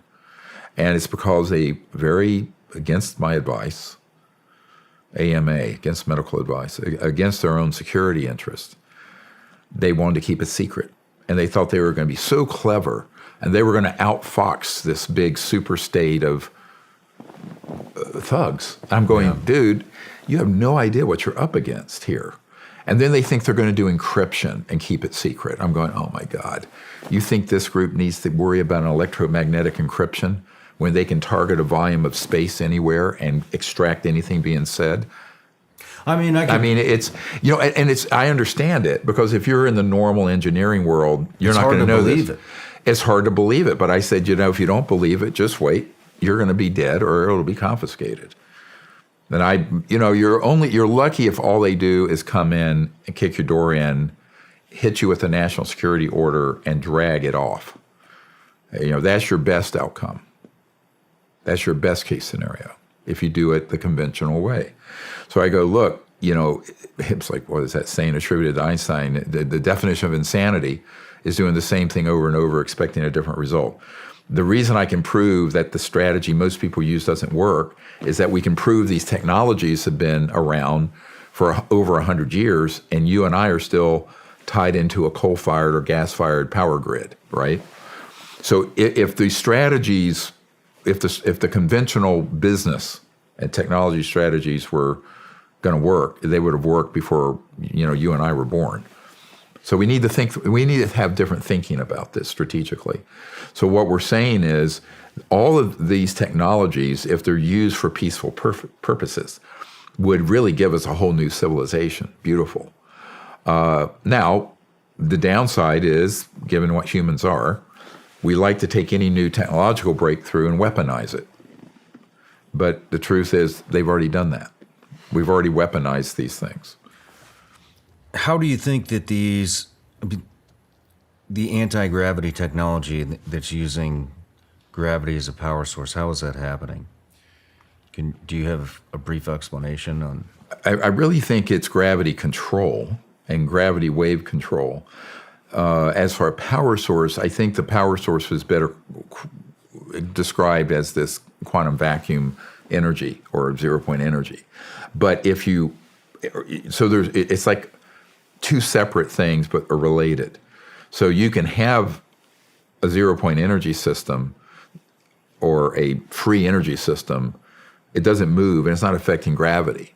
but at a certain resonant frequency and power, and has to do with vortices, toroidal energy patterns, you can then cause what I call mass cancellation, where an object literally takes on weightlessness. Now, if you go back in the documentary, we touch on this, all the way back to T. Townsend Brown and what was later called the B-Phil-Brown effect. In the late 1920s, he took a very high voltage system at a very certain, with wires around a crystalline material, and it levitated, just floated. Now, that was almost 100 years ago, late 20s. That was then the Kautsky-Frost experiment in Germany, around the same time, confirmed it. Later, the whole B-Phil-Brown effect, studying very high voltage VHV systems, began to be increasingly studied and classified in the 30s and 40s. By the time World War II ended, Adolf Hitler had a disc-shaped electrogravitic, but it wasn't stable, which is why he could never use it in the war. But it was brought back to America by Paul Mellon and General Patton, and Allen Dulles. So that device actually became a very important object to study at the end of World War II. And of course, that technology got advanced greatly by studying the extraterrestrial materials that we also were beginning to acquire by using electromagnetic weapons to down the ET craft. So you had two rivers of technology being developed from the 20s, 30s, 40s that intersected with the extraterrestrial technologies, and they hybridized them. Shit. So that's what happened between 1945 and 55, that decade. How many different ways do you think how many different ways are there to harness this kind of energy? Oh, I think there are dozens. How did Tesla do it? Tesla, I think, was actually capturing resonant magnetic field energy of the Earth that's almost boundless. So there are a lot of, quote, free energy approaches. I think the ones that use these very high voltage systems that create a sort of a vector, a tap, as it were, into this quantum vacuum energy and zero-point energy field, those began to be stumbled across, but sort of episodically as a phenomenon back in the late 1800s, because that was the heyday when they were first discovering electromagnetism. And I think Maxwell and Faraday, some of these guys stumbled across this, but they didn't know what it was. You were getting more energy out than you had to put in. So I think you can have a rotational coil-based device. Floyd Sweet, who we feature in the movie, had a solid-state device that was about this big that could run a 300 horsepower electric engine for your car. No other batteries, the little teeny... you had video of that. Yep, we have video of it. It was tested by a Lieutenant Colonel, Tom Bearden, who's a very dear friend of mine, just passed away. He handed off all of what he knew about this to us. We have a file that was a CIA operative named Sajaki that I knew, but he had a guy I know named John Bedini, who was allowed to copy a bunch of confiscated patents, and we have that disk. So we need to send up a research lab to do this and get to the bottom of it, I think, Shawn, very quickly, because we need to do it. Look, if this technology came out in the next year or two by a group that could just put it out, open source it, thousands of companies would then adopt it, and we'd be able to really transform the trajectory of the planet. Now, there are going to be certain losers in that process. Like any new technology, oil, gas, coal, centralized public utilities, they'll all have to be retired. But keep in mind, it's going to take 15 years to do this. You know, your car and my car running, if you have a conventional vehicle, 100 million vehicles are made a year. There are 1.5 billion motor vehicles on the road worldwide. Mm-hmm. That's 15 years if you waved a magic wand and converted every manufacturing entity to a zero-point electric system. That's not going to happen. So, you know, it's going to take a couple of decades to make this transition anyway. It should have happened 100 years ago. Why do you think so many UFOs spottings are happening around these nuclear sites? Well, we know the answer to that. And of course, he didn't get to go into it, but Lieutenant Colonel Heckert, who was the U-2 pilot who was there, he dealt specifically with this information, dealing with the extraterrestrial concern over nuclear facilities. And it's multiple reasons. One, they're very concerned that we would actually do something that could threaten the life of biological life on Earth. Obviously, mutual assured destruction would do that. And believe it or not, these civilizations are very positively concerned with the human future. But they're also secondarily, maybe equally, concerned about containing the warlike nature of humans from being exported out into space. Now, the nuclear issue, when you detonate a nuclear device or there's an accident, everyone knows what an EMP is. We've talked about electromagnetic pulse. There's also a type of scalar pulse that goes out that literally rips through space-time, that disrupts interstellar communication and travel. This is why, I was talking to Gordon Crichton, who is an MI6 guy and a military intelligence guy in the United Kingdom, who's passed away, but he's one of our witnesses. He used to publish Flying Saucer Review that Prince Charles and Prince Philip subscribed to. Interesting. But what he said was, basically, when we did that at the first atomic bomb explosion, it actually was like kicking a hornet's nest, because now Edward Teller and Oppenheimer, they didn't know that when one of those things would go off, that it would create this kind of pulse, not electromagnetic pulse, but this other wave that actually goes through the entangled cosmos in a way that is highly disruptive to other civilizations, communications, and travel. So this began to be a huge red flag went up over the Earth. Warning, this is a group of, primitive, emerging civilization that is a threat to themselves and a threat to others out there. They don't even know what a big threat this is. So the whole nuclear issue is what caused the modern era of UFO, ET-related events to take place, because I think they've obviously been watching the Earth and been involved in seeing its development for millennia. There's good evidence for that. I mean, they're cave drawings from 5,000 years ago that have been carbon dated to that age that show a classic disc and look like ET beings outside of it from France and India and all over. So I don't think it's not as if they didn't know we were here. It's that when we hit that point, and what they really were trying to get Truman and Eisenhower to do, the ETs, were to wind that down and go on a different trajectory, which is what we're recommending now, 60 years later. And that is to pivot to getting rid of this conflict-oriented endless war scenario with these kind of weapons and move towards a peaceful solution to our conflicts, but then begin to adopt these technologies so that human civilization can advance without cannibalizing the Earth and killing off the oceans. So I think this is something that we took a pass on. It was a tragic error. The big error happened on here. I'm just be honest with you. Pretty much the year I was born, ironically, 1955 to 57. This whole enterprise went sideways. And when Eisenhower subsequently lost control over these deep black operations, that's when he gave the beware the military-industrial complex. I mean, he was very pro-military. He was a general, World War II.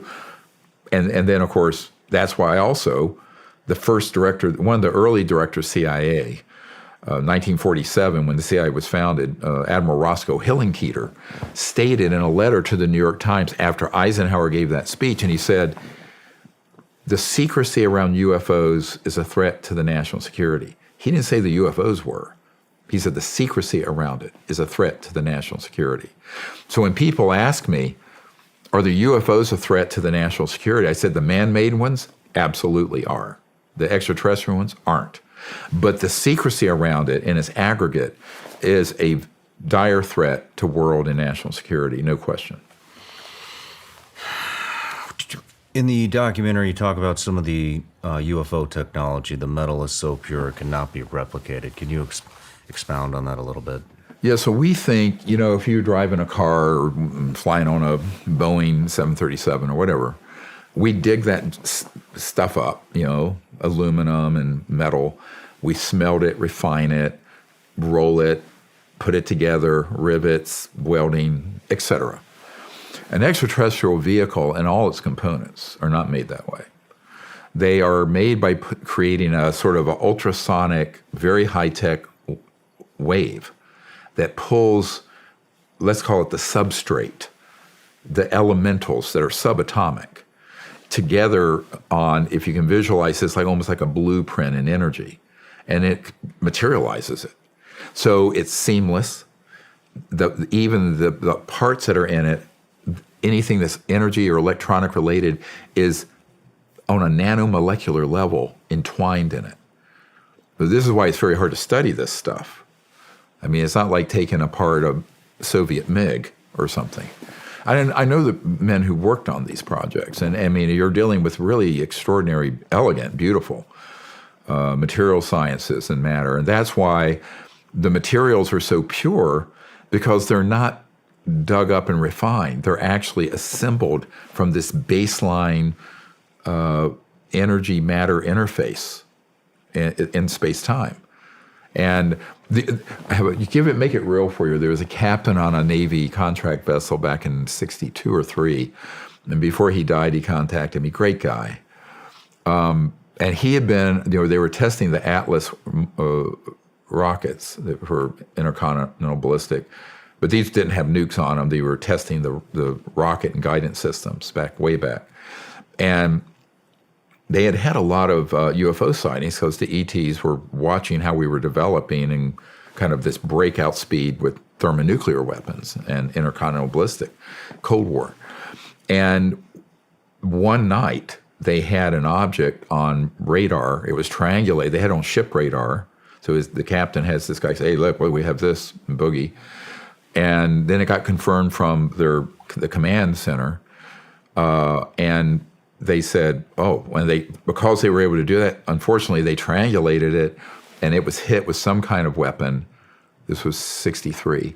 And it dropped, boom, like a rock right into the South Atlantic Ocean. So he was vectored over to the estimated point of impact and was there to retrieve it. And I have his whole story. And he never wanted to come forward because even when he had to have surgery once, they had an intelligence guy in there when he was under anesthesia. Be sure he didn't talk about this. But I have his whole information. So what happened is that when he got to the site, there was about a 6x6 pod, and they pulled it up on the ship. And it wasn't the whole craft. The whole craft had gone down, but apparently there was some sort of one molded thing, and there were 4, I'm going to use his language, little men that look like the color of a Sicilian, kind of brown, but 39 inches tall, no hair, and also no external ears, no pinna, flaps, very fine featured. But the reason he contacted me, and this is why this is so funny, I've debriefed over 1,000 men like this. He said, I can't figure out how they got in and out of their uniforms. So they had a one-piece uniform. Now, no zipper and no buttons and no visible way they could get them out of this thing. And he says, how do they put them on? I said, well, they don't need a zipper or a button because they are kind of materialized around them and then dematerialized off using this technology, this very advanced transdimensional physics. And he went, oh, my God, I would have never dreamed. I said, no, I mean, it's how they're doing it. So this is why people who encounter an actual ET craft or the EBENs, extraterrestrial biological entities, and they see even their clothing, none of it tracks because it's so far advanced. Well, there was another, maybe, I can't remember if it was one or two of the whistleblowers that spoke about this. They spoke about, or maybe it was you talking about it, but when they got into the craft, the inside of the craft seemed almost infinite. Yep. That was one of my. I was representing a whistleblower who is not ready to be unmasked yet. He still doesn't want to be known publicly. But yes, because you have a dimensional space shift as well. So an object that looks 30 feet across, you go in, and it was so big, if you'd thrown a football, you couldn't have hit the other side of it.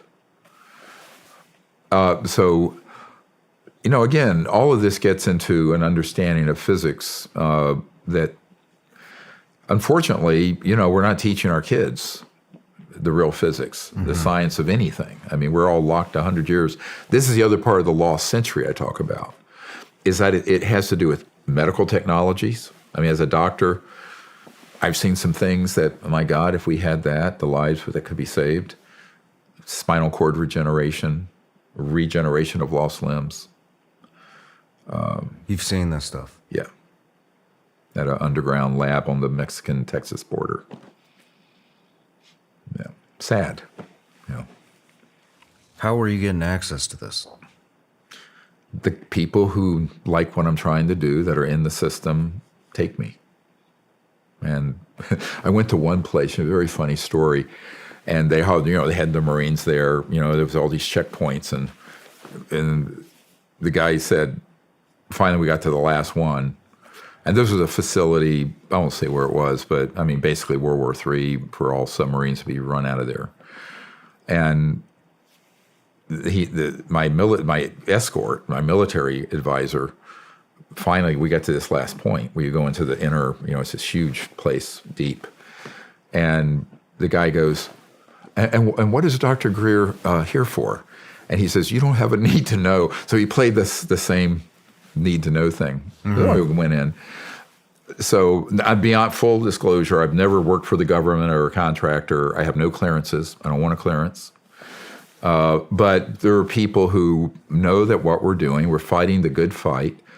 And the people in the system, a lot of them are very good people. This is what a lot of people need to understand. They got trapped in a system where you get read into more and more of these compartments. Next thing you know, you're in something. And the guys, as I say this, I want to make a call for more whistleblowers watching to come out. There are guys out there watching your show, Delta Force, Navy SEAL, people in aerospace industry, various military commands that have dealt with or seen this, and they need to come forward because now there's a safe pathway for them to do it. And if you're corporate, now there's a 6-month clock on you. And we let me be very clear. We know who you are and where your assets are. And after those 6 months, you're subject to criminal prosecution, and you'll be lucky if that's all you're subject to. So this is getting very serious right now. That's why I'm on your show. There's a 6-month window. Yep. When does that expire? From the date this bill is finally signed. I mean, it's out of committee, it's going to be voted, and then it's an amendment to the intelligence bill. Okay, so it's not actually, we're not wrapped up with that No, yet. it's done. It's pretty much, it's done. But it's not in effect yet. I'll have to ask my guy who's shepherding it through. Okay. Yeah. I think it is, actually. Let's talk about the secret air show in 1988. Norton, yeah, Air Force Base. It's a decommissioned Air Force Base, California, where there was the original ARV that we learned about. Apparently, it had mercury component parts from 1959, 60 time period. And it was sort of a circular object, came up to it like a cupola. You see the drawings we have. And we have a man who was at that air show who described it in full. It had scorch marks and other things on it, and they had been told at this secret air show that it in fact had been out in the solar system, out in the space and back.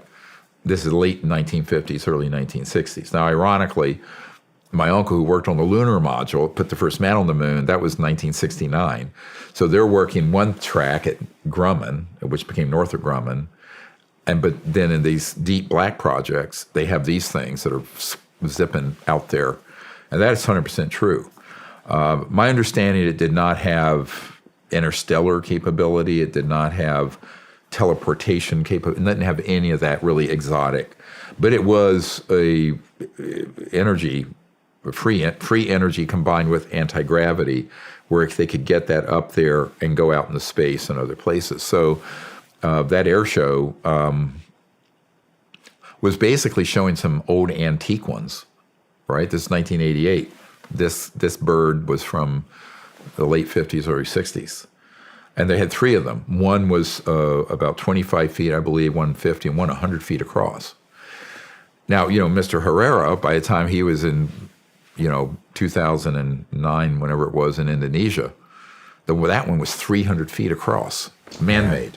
Think of it. Think of the length of a football field round, floating.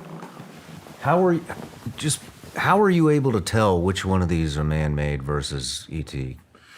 At a great distance, you would know. If you're up close enough, the man-made ones are going to have components, protrusions, electromagnetic often. They're going to be seams, welding marks. Underneath, there could be pipes and other things. It's very clearly a man-made machine. The extraterrestrial ones, seamless. They're extruded in this process of how they create them. Even the light they give off is very different because it's coming through such pure material science, extremely pure materials. And then if you we're still in the infancy stages we're still in the infancy stages of this compared to. I'm afraid in 2023 we're certainly not in infancy. We have technologies and material science that are far beyond. Look at what Stephen Digna talked about, that Raytheon device.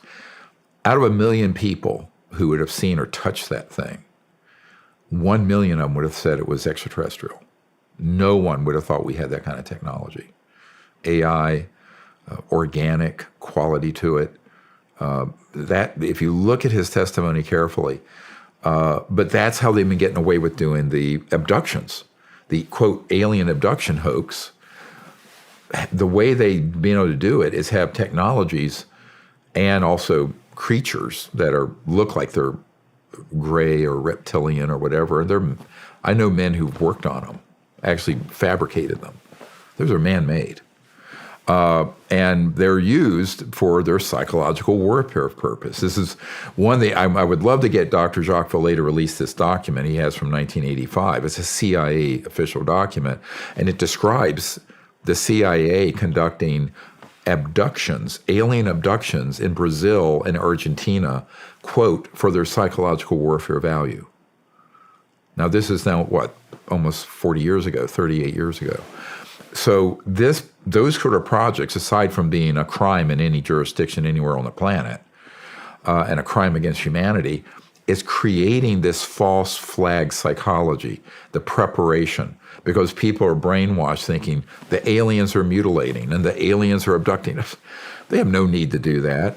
That's this disinformation campaign using incredibly high-tech technologies that we've studied from the extraterrestrials. So this is one of the real problems, is that a little knowledge is a dangerous thing. And this was my concern when David Grush started talking about an event where, the aliens were murdering people. I'm going, and that went all through Capitol Hill. I'm going, I know that incident. That was us. So people, and I don't think he understands, because he's a young man, the problem of having a little bit of information on this and thinking you know a lot is that you're going to step into a booby trap. And the booby trap is being played by the very unconstitutional criminals that people like him were trying to uncover. You were working with Grush, correct? We had met in March of 2022 in Culpeper, Virginia. I was asked to meet with him, but and he had a security guy there with him. And I told him, look, I'll cooperate and get you anything you need. And so over about a 14-month period, until he told me he was leaving the U.S. government in April of this year, we would, periodically, occasionally we spoke through an encrypted system. Usually it was encrypted texts. But I have all these. This is, correct me if I'm wrong, this is the guy that he was just in the news. Yeah. Mm-hmm. And came out that there was a downed craft. We retrieved it with bodies, correct? Yes. And those were a lot of this information I was providing to his bosses. And then he was in a field operation to go out and get to places. Now, he never got in to see it firsthand, but he talked to people, of course, that knew about it. I mean, this actually hit the mainstream media, Oh, yeah. correct? Mm-hmm. Yep. So, he's not the principal person I've been dealing with. The principal person would be the equivalent of a 2 or 3 star general if he was still in the military. But I think that, I try, my goal in all of this is that if someone is trying to do this on behalf of the legal government of the United States, I will give them any information I have. But we have a lot. I mean, our repository of intelligence on this by far is the largest in the world, certainly exceeds the legal government of the United States. I will say that for a fact. Now, my concern is that when you go from that to then falling into the clutches of folks in the UFO community, who then start giving you these tall tales of all these horrible things the aliens have been doing, I'm going, yes, but you haven't been read in to that part of the project. So this is like an onion, a stinking onion. You peel 500 layers of this onion back, and there's 500 more. And this is where a little bit of just superficial knowledge is a very dangerous thing, extremely dangerous.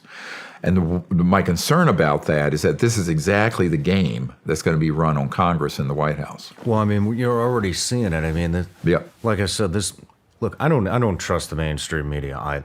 Anyways. Well, no, they're an asset of this group. But absolutely, a lot of people do, and a lot of people don't put any legitimacy on anything unless Fox News, CNN, MSNBC, ABC, NBC, right. Unless they touch it, nobody. Right. I'm not going to say nobody because there's a growing. The population that doesn't believe in the mainstream media is just continuously getting larger. It's probably half the population. Yeah. But why do you think? I mean, that would be the biggest story in the world. Mm-hmm. We've recovered an ET craft with bodies, and on every news network they're all covering it, and then just like that, it's gone. No photos, no nothing. What happened? Why do you think it just disappeared? Well, we know why. I mean, in 2001, when we did the first National Press Club event, we had a guy who was on a team that for several years in the 60s retrieved the bodies and the craft. And he spoke, and he had all of his information there. His name is Sergeant Clifford Stone. He's in our archive. Go look at it. So the people we just had at the National Press Club, a decorated U-2 pilot who encountered these objects back in the 60s, 70s, 80s, worked at the Lockheed operations and Skunk Work interface with Ben Rich directly, personally. He didn't get to go into that. But these guys are all available to give testimony. These are firsthand. David Grush was secondhand. He never was principally involved. Stephen Digna, was with 2 Raytheon guys with these man-made Raytheon devices. D.C. Long was in an underground facility out on the Range 19 with some Delta guys, took his dad in, who was a contractor, and they accidentally saw this system levitating a 100-ton concrete block up in the air, along with some giant boulders. Absolutely true. And we had people who were, at other operations that we brought.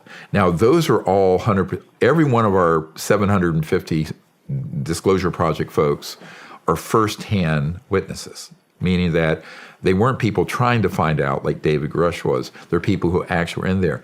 Interesting that the media won't interview them. It is. Though, if they really want to know the truth, why would you want to talk to a field operator who didn't have firsthand information and skip over the people who actually touched the things, saw them? You see what I'm saying? Yeah. So the public has to ask the question very quickly. How do we get the truth out? I think we're asking everyone to write their member of Congress and their 2 senators and the White House as an activist responsibility as a citizen of the United States and refer to the National Press Club event and the Disclosure Project archive, because we've sent all this in, and say, now we need to see action taken. Now, whether the media, the corporate media, I honestly believe is controlled by this same corrupt enterprise. I mean, Doc, they're definitely controlled. I mean, there's multiple videos of them all reporting the exact same shit. I mean, Right. It's ridiculous that anybody even watches it anymore. Well, I mean, it's staged. And the problem with that, they do have, and this is the other big announcement, if there are any attorneys listening, we now have over 150 attorneys and legal professionals on our legal team. And not only will they protect and defend any whistleblowers and the project, but they also we're moving quickly towards issuing a civilian RICO, Racketeer Influence Corrupt Organization lawsuit. Who are going to be in the target? All these corporations and individuals. You can't use a civilian RICO against a government agency, but you can target the individuals and the corporations. That we are going to be doing in concert with this bill, saying now you need to come in and out of the cold, or you'll be criminally.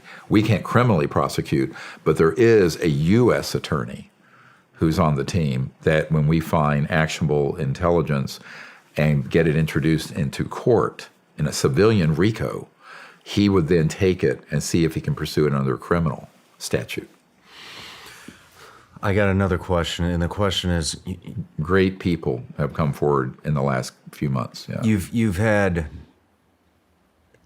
I don't even know how many different whistleblowers have contacted you guys, and you know, if you're not looking at this with a skeptical eye for anybody, you know, that's listening, you should be. Yeah, you How should. are you deciphering who the legitimate whistleblowers are from the quacks? First of all, we asked for them to give evidence of who they were, where they were. We want to see a DD-214. We want to see records, and then we check them out. And there's someone who's in our team who has the ability to check them out through the system. Okay. Now, even with that, you know, you could be tricked. The best I can do, now remember, we're not the U.S. government with trillions of dollars or the Pentagon with $700 billion. We're a volunteer organization, best we can do.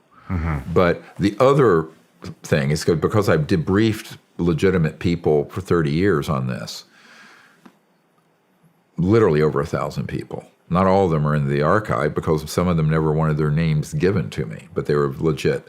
So what I say is that if the story doesn't track, and and the other is if what they're sharing comports with the evidence from another source, but they don't know each other, there's no collusion.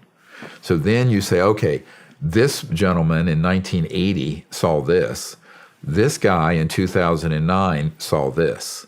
And it was essentially the same kind of operation, craft, what have you. They don't know each other. But they're very reluctant. They say, you're not going to believe this. This is what they all say. I said, trust me, I'll probably believe it. But then when you get a points of corroboration, so what I try to do is find multiple points of corroboration. Okay. Like we had like a dozen people who knew about the ET concerns, about the nuclear issue. So there's a whole area of multiple points of corroboration. And it's particularly useful when it's a similar event or company or facility, base, where they were there at different times and don't know each other. So then you don't have someone being able to match up their stories in some tall tale. So I have my own approach to this. Okay. But obviously we don't have at this point. Now the difference is that when we launch this RICO, civilian RICO action, we'll have subpoena power and also discovery. So we can go to these spaces. Now we'll have to find a federal judge who will certify it. We'll see. I'm glad we went through that because, I mean, it is, you know, it's tough to take somebody's word for things like this. And so I think don't, it's important you know, to... I do the best I can. Now, we almost were tricked by a guy back in 1997 who was coming to the briefings I set up for Congress back then, offsite at the Westin Hotel in Georgetown. And Edgar Mitchell was there. A bunch of fun people were there. And it turned out he was telling a tall tale. And my military advisor at that time was at a bar, and he started talking about stuff that this guy knew absolutely was false. So I had him escorted off the premises. So, you know, you basically get one bite at the apple with us at telling something that ends up to be nonsense. So that's kind of our policy. But we, because we don't have any kind of significant, our budget for all of this has been volunteers and a few donations and people who are devoted to it. So we can do only what we can do with the assets we have. Well, you got a lot of assets. I mean, we talked about your crowdfunding capabilities earlier, and those are quite impressive. Right. So yeah, we do the best we can, you know. But I always tell people I'm confident of the ones that we're putting forward, and of the ones we have in the archive, which have not come forward. And listen, anyone listening, you can come forward and only give information to me that you think is useful. If you want to go to the Arrow process and be protected under the new law and give your testimony, we can do that. If you want to come out publicly, we can do that. It's really up to the person to determine if they were in special forces or a Lockheed scientist or whatever, how they want to do it. We just want as many people to come forward because there's strength in numbers. But here's the other thing, Shawn, we really need. We need to continue to grow the current state-of-the-art knowledge of where facilities are, operations, code numbers, code names, all that. Because that's how the investigators, and if necessary, people who will by force, if necessary, get these projects under control. That's what they need to have. Well, all the ways to contact you for the whistleblowers and anybody wanting to get involved and volunteer are linked below. Great. And back to, sorry, I'm kind of all over this place here. We're going down a lot of rabbit holes. But That's when fine. it comes to, back to the 0-point energy and why the government will want to suppress it. I mean, we've talked about, and they're also in your documentaries as well, that, I mean, you're taking, I mean, let's talk about how ExxonMobil, plays into this. Well, all of the big financial, BlackRock, Goldman Sachs, J.P. Morgan Chase, the big oil, petrodollar, all that, they understand that they want to keep the status quo or tinker around the edges with what I call the pseudo-environmental initiatives, like a Tesla car that you plug in. Well, you have, hundreds of pounds of lithium-ion batteries that are toxic and how they're made and disposed of, charging off a gas and coal-fired grid. People don't think, they think it's free energy. No, you're plugging into a grid that's smokestacks and maybe nuclear if you're lucky. Very little of it is wind and solar. 12%, something. So the problem is it has such a huge impact macroeconomically. But I would correct one thing. It's not the U.S. government doing anything. Like the U.S. government, I would say virtually no one in the Congress and the Pentagon or White House know about those technologies. So they're not suppressing them. But are there people under cover of the authority of government doing it? Yes. And that is the criminal aspect in the government. That is the rogue element in the government. Whether it's the Patent Office or the Department of Justice or anyone. So they're deliberately, I would say the majority of the U.S. government, where you're left, right, center, would like to see a solution to the energy and environmental and poverty problems around the world. But of course, there are a lot of pigs feeding at the trough of the lobbyist money from the impacted industries, because we're talking hundreds of trillions of dollars in assets that are tied up in oil, gas, coal, nuclear, public utilities. I mean, you'd look at the Fortune 500 list of companies globally, not to mention nation states, But, I always point out we've had a 150-year run of that old smokestack technology. These others should have begun to come out 100 years ago and transitioned over. Now we're hitting up a red line, not only geophysically, but geopolitically, where you have half the world in poverty. And let's face it, if everyone in the world where you've been and I've been lived like you and I do, the price of a gallon of gasoline would be $150 a gallon. If they were using the kind of energy that you and I use, and it was all 8 billion souls on Earth. So the only way to solve the human future issue and geopolitical problems is to allow these technologies to begin to be phased in that at least, create energy even if we hold back the things that fly. I think these electrogravitics need to be held back. I mean, what I'm trying to do is bring to the light how many corporations would be pissed off if we did hit 0 point energy. You know, the gas industry, the power industry. Oh, sure. The car industry. It's huge. Everyone. Well, the car energy would just have to pivot to the type of motor and an electric motor with a 0 point generator and a little teeny 3-volt battery will start it up. You don't need these lithium-ion ginormous battery banks. Those can be retrofitted. But yes, your public utilities eventually will retire because every home business will have its own energy source. Your big fossil fuel, oil, gas, coal, nuclear power plants, they will all be mothballed. Now, the only thing you'd really need oil for is chemicals, petrochemicals, plastics, things like that. So that is something, though, it's not going to happen instantaneously. As I said earlier, this is like a global Marshall Plan to rebuild the planet and regain this 100 years of lost social evolution for our civilization. But we've squandered 100 years. And I don't think we have 100 years left to fix it. I don't think we have 20. So I think that well within your lifetime, and probably mine if I live old enough, certainly my grandchildren, we're going to need to have this established and done, or we're going to be in a true existential crisis. So you have multiple crises coming in at once. You know, the secrecy around UFOs, which is part and parcel keeping secret these technologies, right? And who is that benefiting? A handful of elites, super elites. Now, your average guy working at a utility plant or in an oil field, those are going to need to be supported and retrained to these new high-tech industries dealing with making this whole new system. And I think, we need to be very compassionate about the fact that there will be people displaced. Well, at the same time, though, everything that we know will be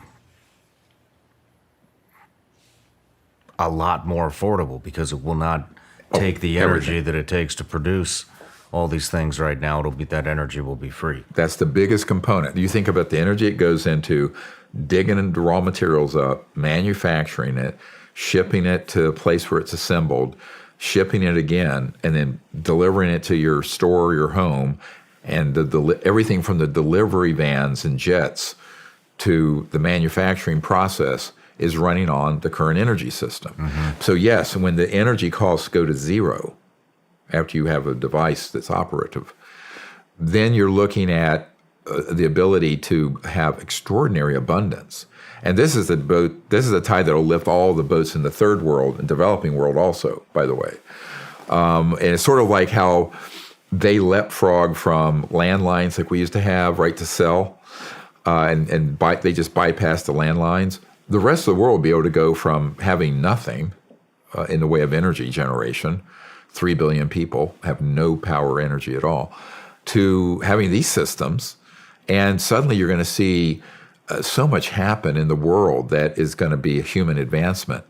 And aside from the air and everything becoming pristine and clean, there are going to be such great opportunities for, the dispossessed people of the world, which I think if you don't pay attention to that, this is how you end up in disgruntled segments of the population in the world that later become terrorists or adversaries.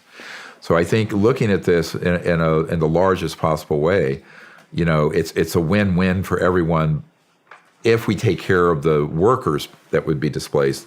As for the mega giant corporate entities, they just need to pivot to these new technologies and realize that era is over. Let's talk about some of the ways that they are suppressing these methods of free energy. Black shielding. Yep, easy. I know guys who have had this happen where they pick it up, they'll get a buyout. Oh, here's $50 million. Lieutenant Colonel Bearden had a man who had one of these devices back years ago, and the guy didn't have a pot to pee in, and he was very, sort of this inventor, bootstrapping it. Thing was real. It was a real free energy device.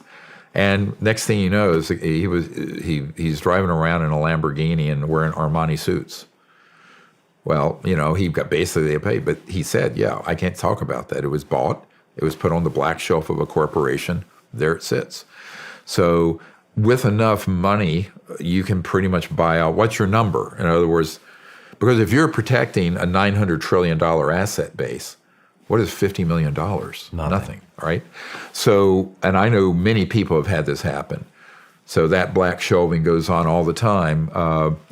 The other, of course, and then you get into more nefarious activities. National security orders. Yep, NSOs. We have one in the film.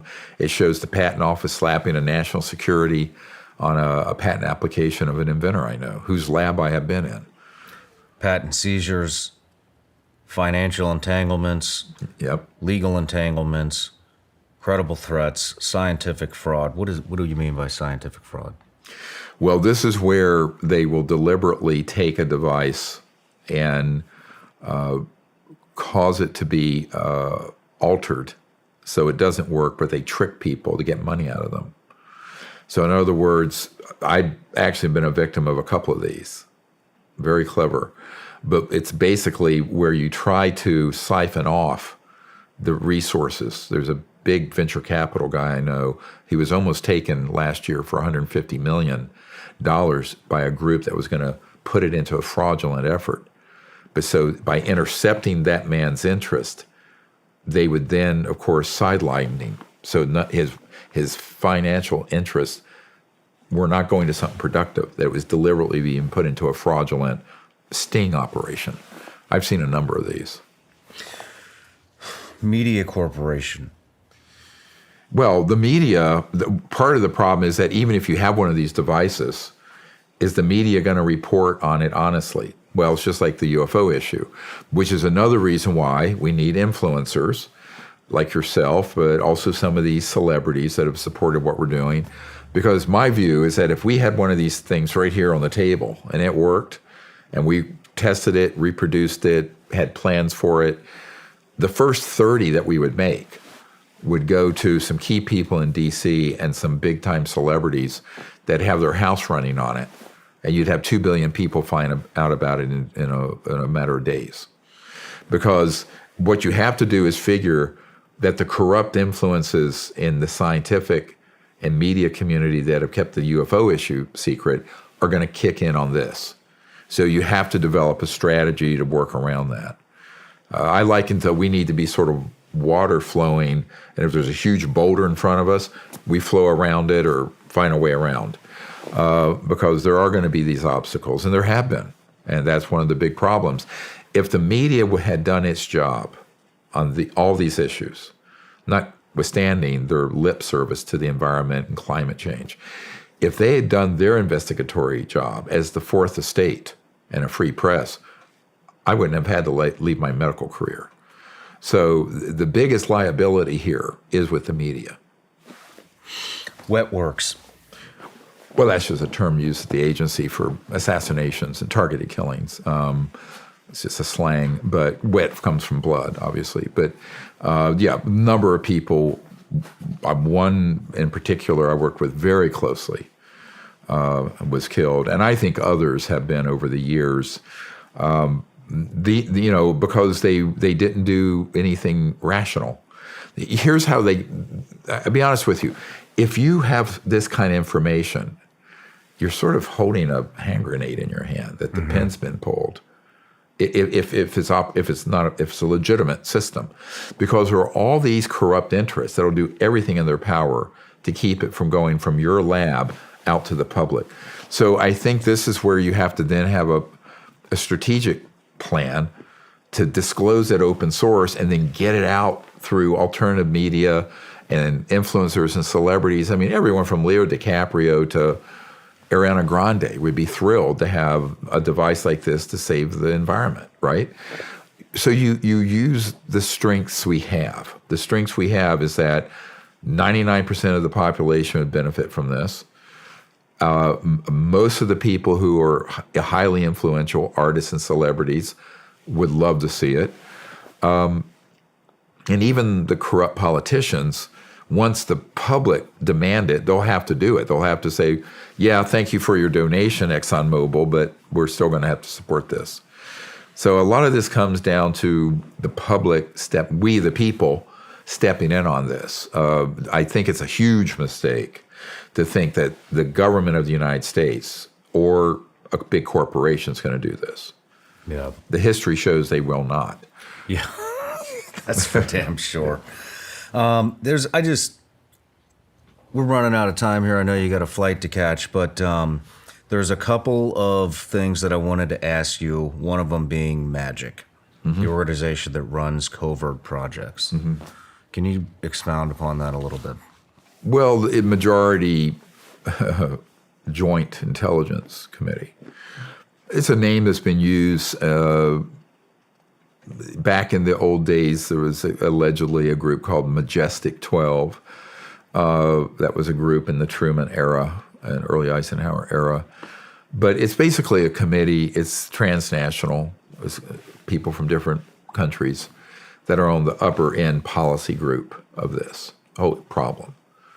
And there are a number of people who've been involved over the years. Certainly Admiral Bobby Ray Inman, former Vice President Dick Cheney, George H.W. Bush, a number of people, and I've met with some of the others. And they pretty much determine policy on these sort of big global issues. And part of their portfolio would be the UFO issue. Part of it would be all this new energy issue because they're hand in glove, the same thing. Yeah. And then there are other problematic agendas. How many people do you think are involved in this? Well, I think at the upper level, my understanding is about 200 or 300 folks. Globally? Yes. Oh, yeah. It's totally global. I tell people it's not international the way we think of the State Department, and it's transnational. So they basically maneuver, and also in other countries. This organization moves with alacrity across all boundaries with these sort of assets, these sort of man-made UFOs, and can do all kinds of operations they don't need the permission of the host legal government. So this has become a global power. When Senator Inouye said there exists a secret government with its own Air Force, its own Navy, its own funding mechanism that's above the law and free from the law itself, right? He was chairman of the committees back then. And then he confirmed to my attorney, when my attorney, Derek Garcia, was a young intern up on Capitol Hill, that in fact he had seen the 2001 Disclosure Project event, said, yep, Senator Inouye said, all that's true, and there is a secret government running all this. So I tell people, don't take my word for it. Listen to this high-ranking senator. There have been a number of people who tried to blow the whistle on this and point people in the right way, and no one followed up on it. And I think we're reaching a point now where I think we're out of time to let this stretch on for another even 2 or 3 years. My understanding is that if within 6 to 12 months, the results of this new bill is not forthcoming. In other words, if these corporations and individuals don't capitulate and provide what they have to the legal U.S. government, then force will be necessary. Which brings us to the strike team. Yeah. Yeah. Do you want to talk about the strike team? I'll just say carefully that people who are utterly fed up in the legal government, who have the means to do something beyond a hearing, that are, special operators and what have, absolutely a clock has been set. Let's talk about... And the reason for that is they now realize that the organizations doing this are treasonous, and they are subverting the interests and the national security of the United States. And the rogue elements, the worst, are doing all kinds of crimes under cover of Pentagon or under cover of agency, under cover of the government. Excuse me. This is a complete abuse of power. So is this strike team from the U.S. government? I don't want to comment beyond that. It'd be an authorized operation against these illegally run rogue elements. Okay. Okay, and obviously with full rights to do so. So obviously, and the real question becomes, those guys, anyone involved with that, would need to have enough detailed information about what the adversary has, right? You're going to walk into an ambush otherwise. So one of the things we have to do is get as much good, detailed information on methods, assets, where they're located, where the bases are, where the entries are, what technologies that can be deployed as a countermeasure. But we're all hoping this never has to happen. Because if the American people listening would actually take action, and the members of Congress and the White House would begin to take this very seriously, all of that could be avoided. And so my hope is that there's a smooth, non-kinetic solution. Let's just put it that way. Completely unrelated to that. Yeah. The Hopi prophecy. Yeah, the Hopis. Well, this is interesting because the time we live in, many people feel, many ancient peoples and even scriptures related to the time of sort of the ending of one whole era and the opening of another. And I think that's the truth. I think we're at this point of transition between an old world and a new one. Now, some people say it's the end of the world. I said, no, it's the end of the old world and the opening of a new one. So in the Hopi prophecy, the Hopi prophecy rock, there's one line that terminates, and that's our civilization terminating if we don't get this right. There's another one where then it takes off and it goes off into infinity. So it's like humanity, as I see it, is at this critical juncture where we need to choose whether we're going to go forward and keep going for hundreds of thousands of years and go out into space peacefully, all of it, or we're going to blow the whole system and have a terminal situation. So the Hopis had this in their prophecy. Who are the Hopis? There's a Native American tribe in the desert Southwest. Okay. Yeah. Mm-hmm. My grandmother was Cherokee, but I'm familiar with some of these different traditions, and I think that my dad was half Cherokee and half Scottish. Interesting mix, but I think this is why you look at it. Many people around the world get this sense that we're at this inflection point, not just politics and this and what have you, but our whole civilization. And I think these extraterrestrial civilizations know that. They know that we could get into a lot of bad trouble and have things happen that will be extinction level events if we're not careful. On the other hand, they know that if we came together and were, for once in our history, did the right thing peacefully, we could transition to a civilization that literally will be interstellar. Maybe not in my lifetime, but in probably your children's. Wouldn't that be something? Yep. Oh, yeah. I have no doubt. We certainly have the means to do it, the technological. Do you have hope? You think we're going to get there? Oh, I do. I wouldn't be doing this if I were a pessimist. I mean, I think it's going to be a bumpy ride. I mean, a smooth transition would have been before I was born, when the ETs warned Truman and Eisenhower to make the transition. But I think absolutely we can do it. I had a beautiful lucid dream back when I was a young man, and it was way in the future. Maybe I was around the age I am now. And I was out at what looked like White Sands. And I met my wife in a lucid dream. I have this sort of ability to dream in the future and then meet people, like the Aboriginals with dream time and all that. It's also a Cherokee tradition. But so I had this dream, and it was this beautiful, clear day. The whole U.S. military was supporting this peaceful contact event between humans and an extraterrestrial vehicle that was descending.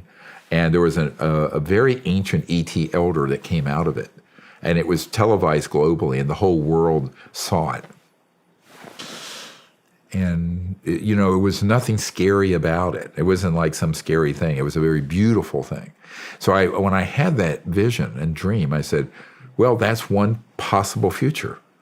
Now there are other possible futures. And this gets into the almost a spiritual question, is the exercise of free will by humans, individually and collectively. Now, I chose to leave my medical career to do this at great difficulty. But everyone can make their own decision here. Are you going to write to your member of Congress if you're someone involved in these covert projects? Are you going to come forward or not? These are all moral decisions as I see it, spiritual and moral, ethical. Everyone thinks morality is, the peccadillos of men having affairs. I mean, no. That's what, in the Middle Ages was considered the foibles and silliness of humanity. We're talking real moral choices here. What are you going to do when you find out there's an issue like this, and are you going to step up to the plate to fix it? So it's a moral question, an ethical question for the Congress, the president, all of us, and I think every citizen here and around the world. Because remember, these same projects have assets parallel, not as big, in the United Kingdom, Australia, Brazil, other countries, no question. I was going to ask that if there were any Japan. Foreign, companies that are involved in this. Oh, many. And this whole committee that deals with it is like a little UN on its own. It's definitely international. I know for a fact. Man, it's global stuff. Yeah, it's global and scary. And they are scary, but they're not that many. So here's the thing: is what I tell people: the vast majority of everyone on Earth, the vast majority of everyone in legitimate governments of the Earth would be on the side of what we're advocating if they know the facts, the evidence. So that's what we have to put in front of them and hope people make the right choice. That's all I can do. I'm nobody. I'm a private civilian, retired from medicine. But I do think that if the message resonates and enough people act, it kind of creates this collective conscious wave of change. How would you like them to act? I think that the leaders, the public needs to just get involved with this and write to their leaders and point them to the assets that we've handed off, the Disclosure Project Intelligence Archive, and ask for open hearings. I think the classified hearing process needs to end. We need to go to open hearings. And I know that's what Congressman Burchett and Comer, the chair of the Government Oversight Committee, and I understand the Speaker of the House all think there should be open hearings on this. The risk there is that they all get gaslit, like I was talking about. But this is where the public needs to weigh in and say, don't be fooled by this other disinformation trajectory that's going to be put in front of you. Like last year, the Pentagon released 1,500 pages of material from Dr. Kit Green and others that are involved in these clandestine operations with alien mutilations and abductions and people being burned. And every one of those cases in there, I know for a fact, were done by humans, masquerading as an alien encounter. So the risk of having people at the National Security Council and the Congress being deceived because they have no information is very great.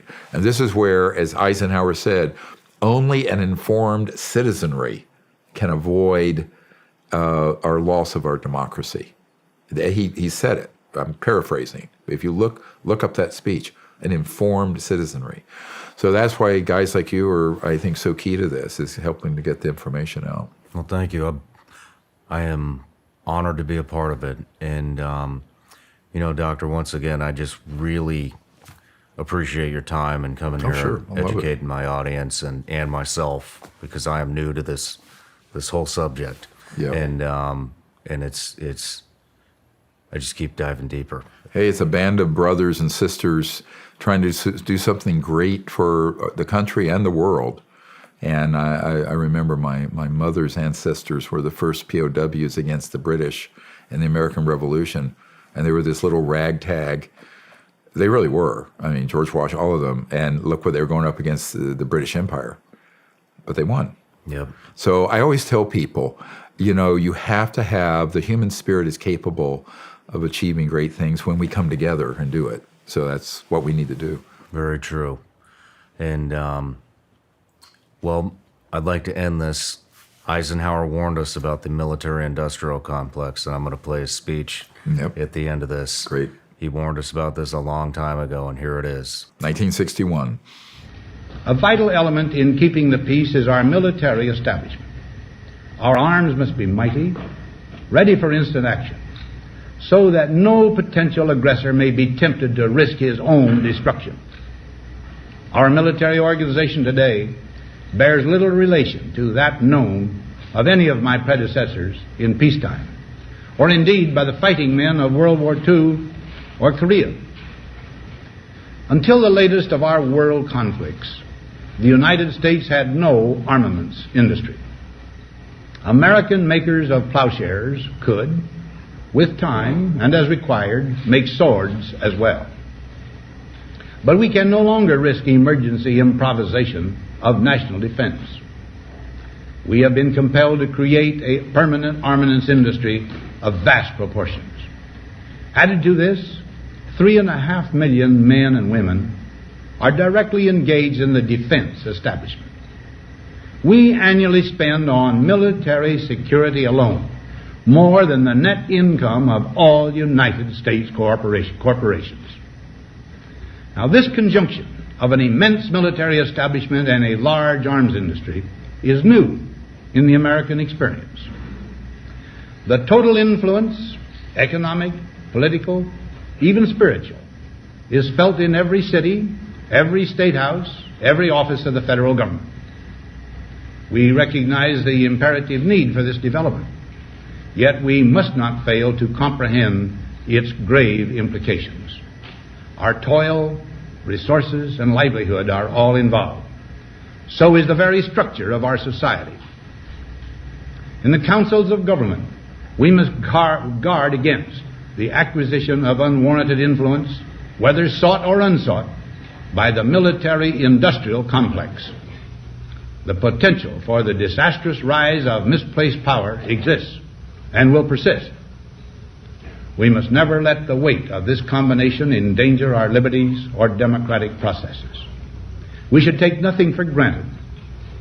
Only an alert and knowledgeable citizenry can compel the proper meshing of the huge industrial and military machinery of defense with our peaceful methods and goals, so that security and liberty may prosper together.